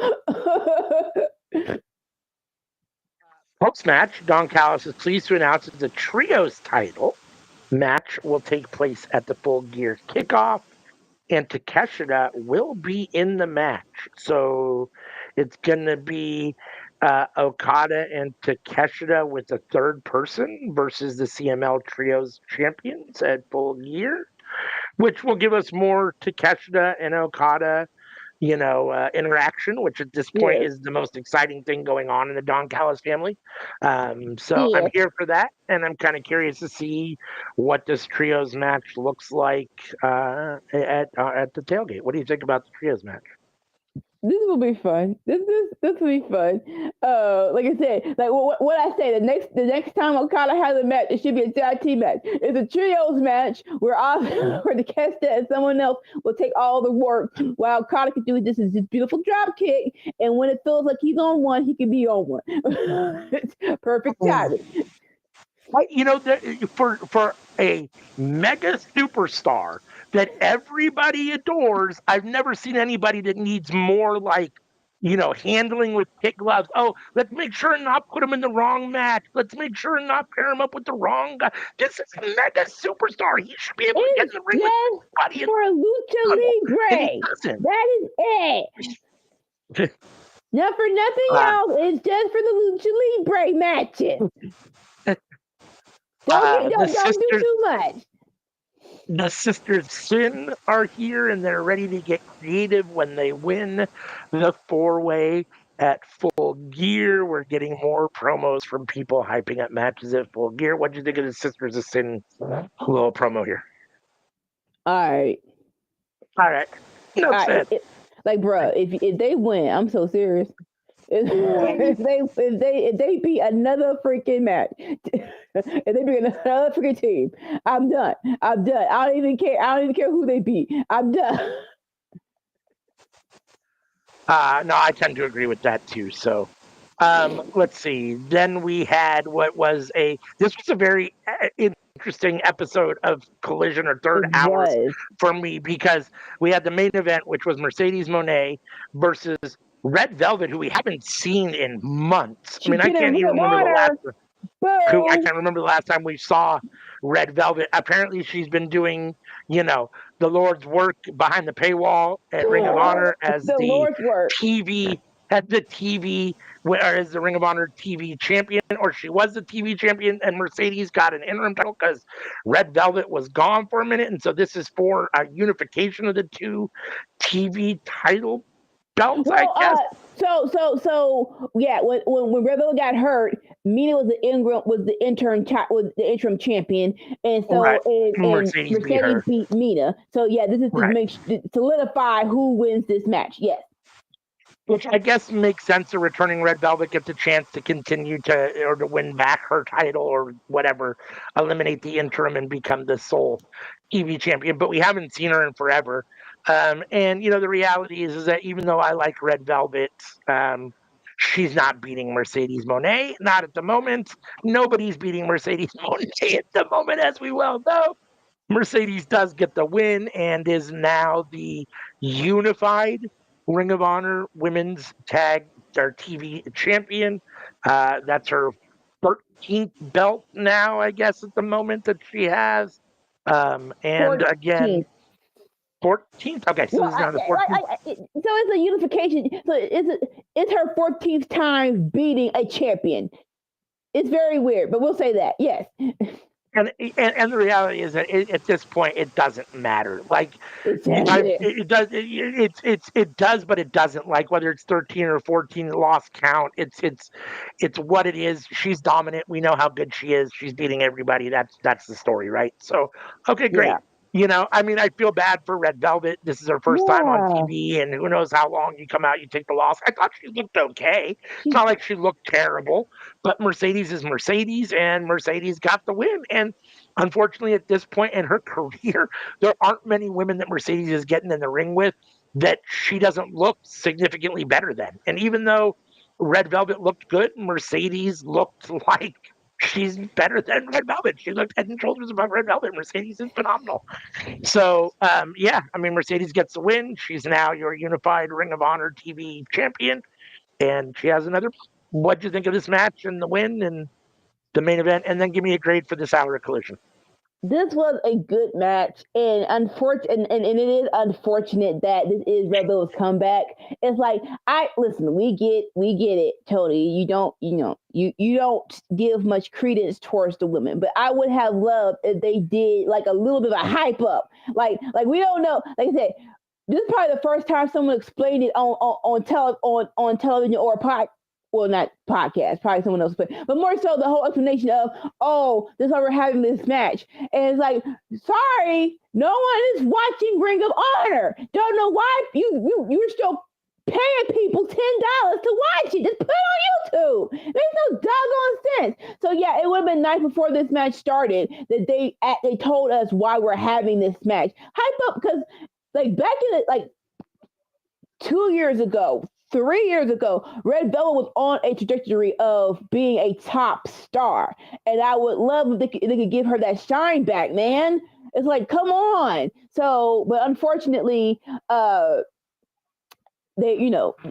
we guess we gotta wait for that a little bit. But I appreciate that at least this was, even though it's Collision, it was after Dynamite. So if people are still watching, it is somewhat of a main event scene. And she did do a very good job. And of course, with Mercedes Moné, if you just don't suck, that's good on you. As long as you don't suck, and she did not suck. And so it was a very good match. Post match was crazy, where Mercedes throwing the belts and doing a Meteora and doing a freaking and doing a state CEO statement, whatever you want to call it. Yeah, whatever she calls it now. Yeah. But again, this didn't really give credence on who I think will win or lose. And all in all, for Collision, this is probably go home Collision. I really didn't get that vibe again, where it's just like it was just Collision. There was no anticipation. Yeah, we got a couple of promos, but that was it. So with that, I'll give it a C, a solid C, but a C nonetheless. Like this probably go home hyping people up for Full Gear. Like we should have had some more hype up and not just backstage video packages. So this was a solid C for me. Yeah, I mean, the whole setup is weird to me. Like, if you're going to do just do 3 hours of Dynamite. Don't split it up and be like, 2 hours of Dynamite. Now we're shifting to our hour coverage of Collision. Like, just leave it as a 3-hour Dynamite and don't do Collision this week. Just call it. As wrestling... I'll just say, as AEW fans, we know why you're not doing Collision. Full Gears tonight, so you don't have to be like, we're doing Collision early. No, if you're not going to do it on Thursday, just do a 3-hour Dynamite. Yeah, because it's weird, because it felt like you had to like the end of a show and then the beginning of a show again all in one show, and it was weird. Like you had the main event and then it started over again, and then you had a second main event all in a 3-hour span. Like this is still just one show, despite what you guys want to try to tell us. So, in that regard, it was what it was. This hour of Collision with what I thought was a really bad match between Okada and Dorada was definitely down for me, especially after what I thought was a solid 2 hours of Dynamite for the most part. So yeah, I mean, this is a C at best. I'll agree with you and give this a C too. It might even be a C minus, but I'll give it a C. So that was the end of that third hour of Dynamite, or the first hour of Collision on that Wednesday. That is technically our third show that we reviewed tonight. Let's see. I gave Collision, the first Collision, a C. You gave it a B minus. I gave Dynamite a B. You gave it a C. A C. I gave it a B2. I gave it a B2. Oh, you gave it a B2. Okay. We both gave it a B. And then you gave Collision, the third hour of Dynamite, the Collision hour of Dynamite, a C. And I gave it a C as well. So that does mean AEW Dynamite, or the 2-hour part of the 3-hour Collision, is our winner this week. For Winner's Circle, Dynamite again defeats Collision, as it seems to usually do, and I guess in theory it probably should, as it is the A show, despite what Tony Khan wants to tell us. You only have 2 shows, and Dynamite is definitely the A show. So let's see. We have been talking to you guys for a long time, so we'll do a little bit of house cleaning, and then we'll get out of here and let you guys take back the rest of your Saturday. Make sure and join us on every Tuesday night for the cookout, 7:30 p.m. Pacific, 10:30 p.m. I'm sorry, 7:30 p.m. Pacific, 10:30 Eastern, where we all come together and talk about what's cooking up in the world of professional wrestling. Come for the wrestling, stay for the chaos. Friday night, you can tune in and catch Anika and sometimes Sammy Joe with her watching a SmackDown in real time starting at 5 p.m. Pacific, 8 p.m. Eastern, giving you her real-time reactions and opinions on the show as she watches it. Saturday mornings, which are here with us now, it's a Winner's Circle where we review AEW Dynamite, or Collision from the Saturday before, and Dynamite from the Wednesday before, and grade each show and declare a winner. This week it was AEW Dynamite, again in its go-home show for Full Gear tonight. Let's see. You can catch us on all of these social media platforms. If you scan this QR code, it'll take you to Linktree, and from Linktree you can get to all of our social media from one place, or you can just go to any of these social media platforms and interact with us there. Please come check us out. We do want to interact with you guys anywhere that we are. And last but not least, if you don't have time to catch the Cookout podcast on Tuesday nights live, or go back and watch it, you can listen to the audio version, thanks to Dolores, who puts up an audio version on these podcast platforms, so you can catch the audio version of the Cookout while you're driving around in your car, doing your exercises, cleaning your chores, whatever it is that you're doing with your day. So I think that sums it up. Anything else you want to say to the people before we cut out the lights and get out of here? All right. Sure, and watch AEW Full Gear tonight. I'm assuming we'll be talking about it probably on Tuesday at the Cookout. So join us no matter what we're talking about, but join us on Tuesday for the Cookout. Until then, we'll cut out the lights and say peace. Bye.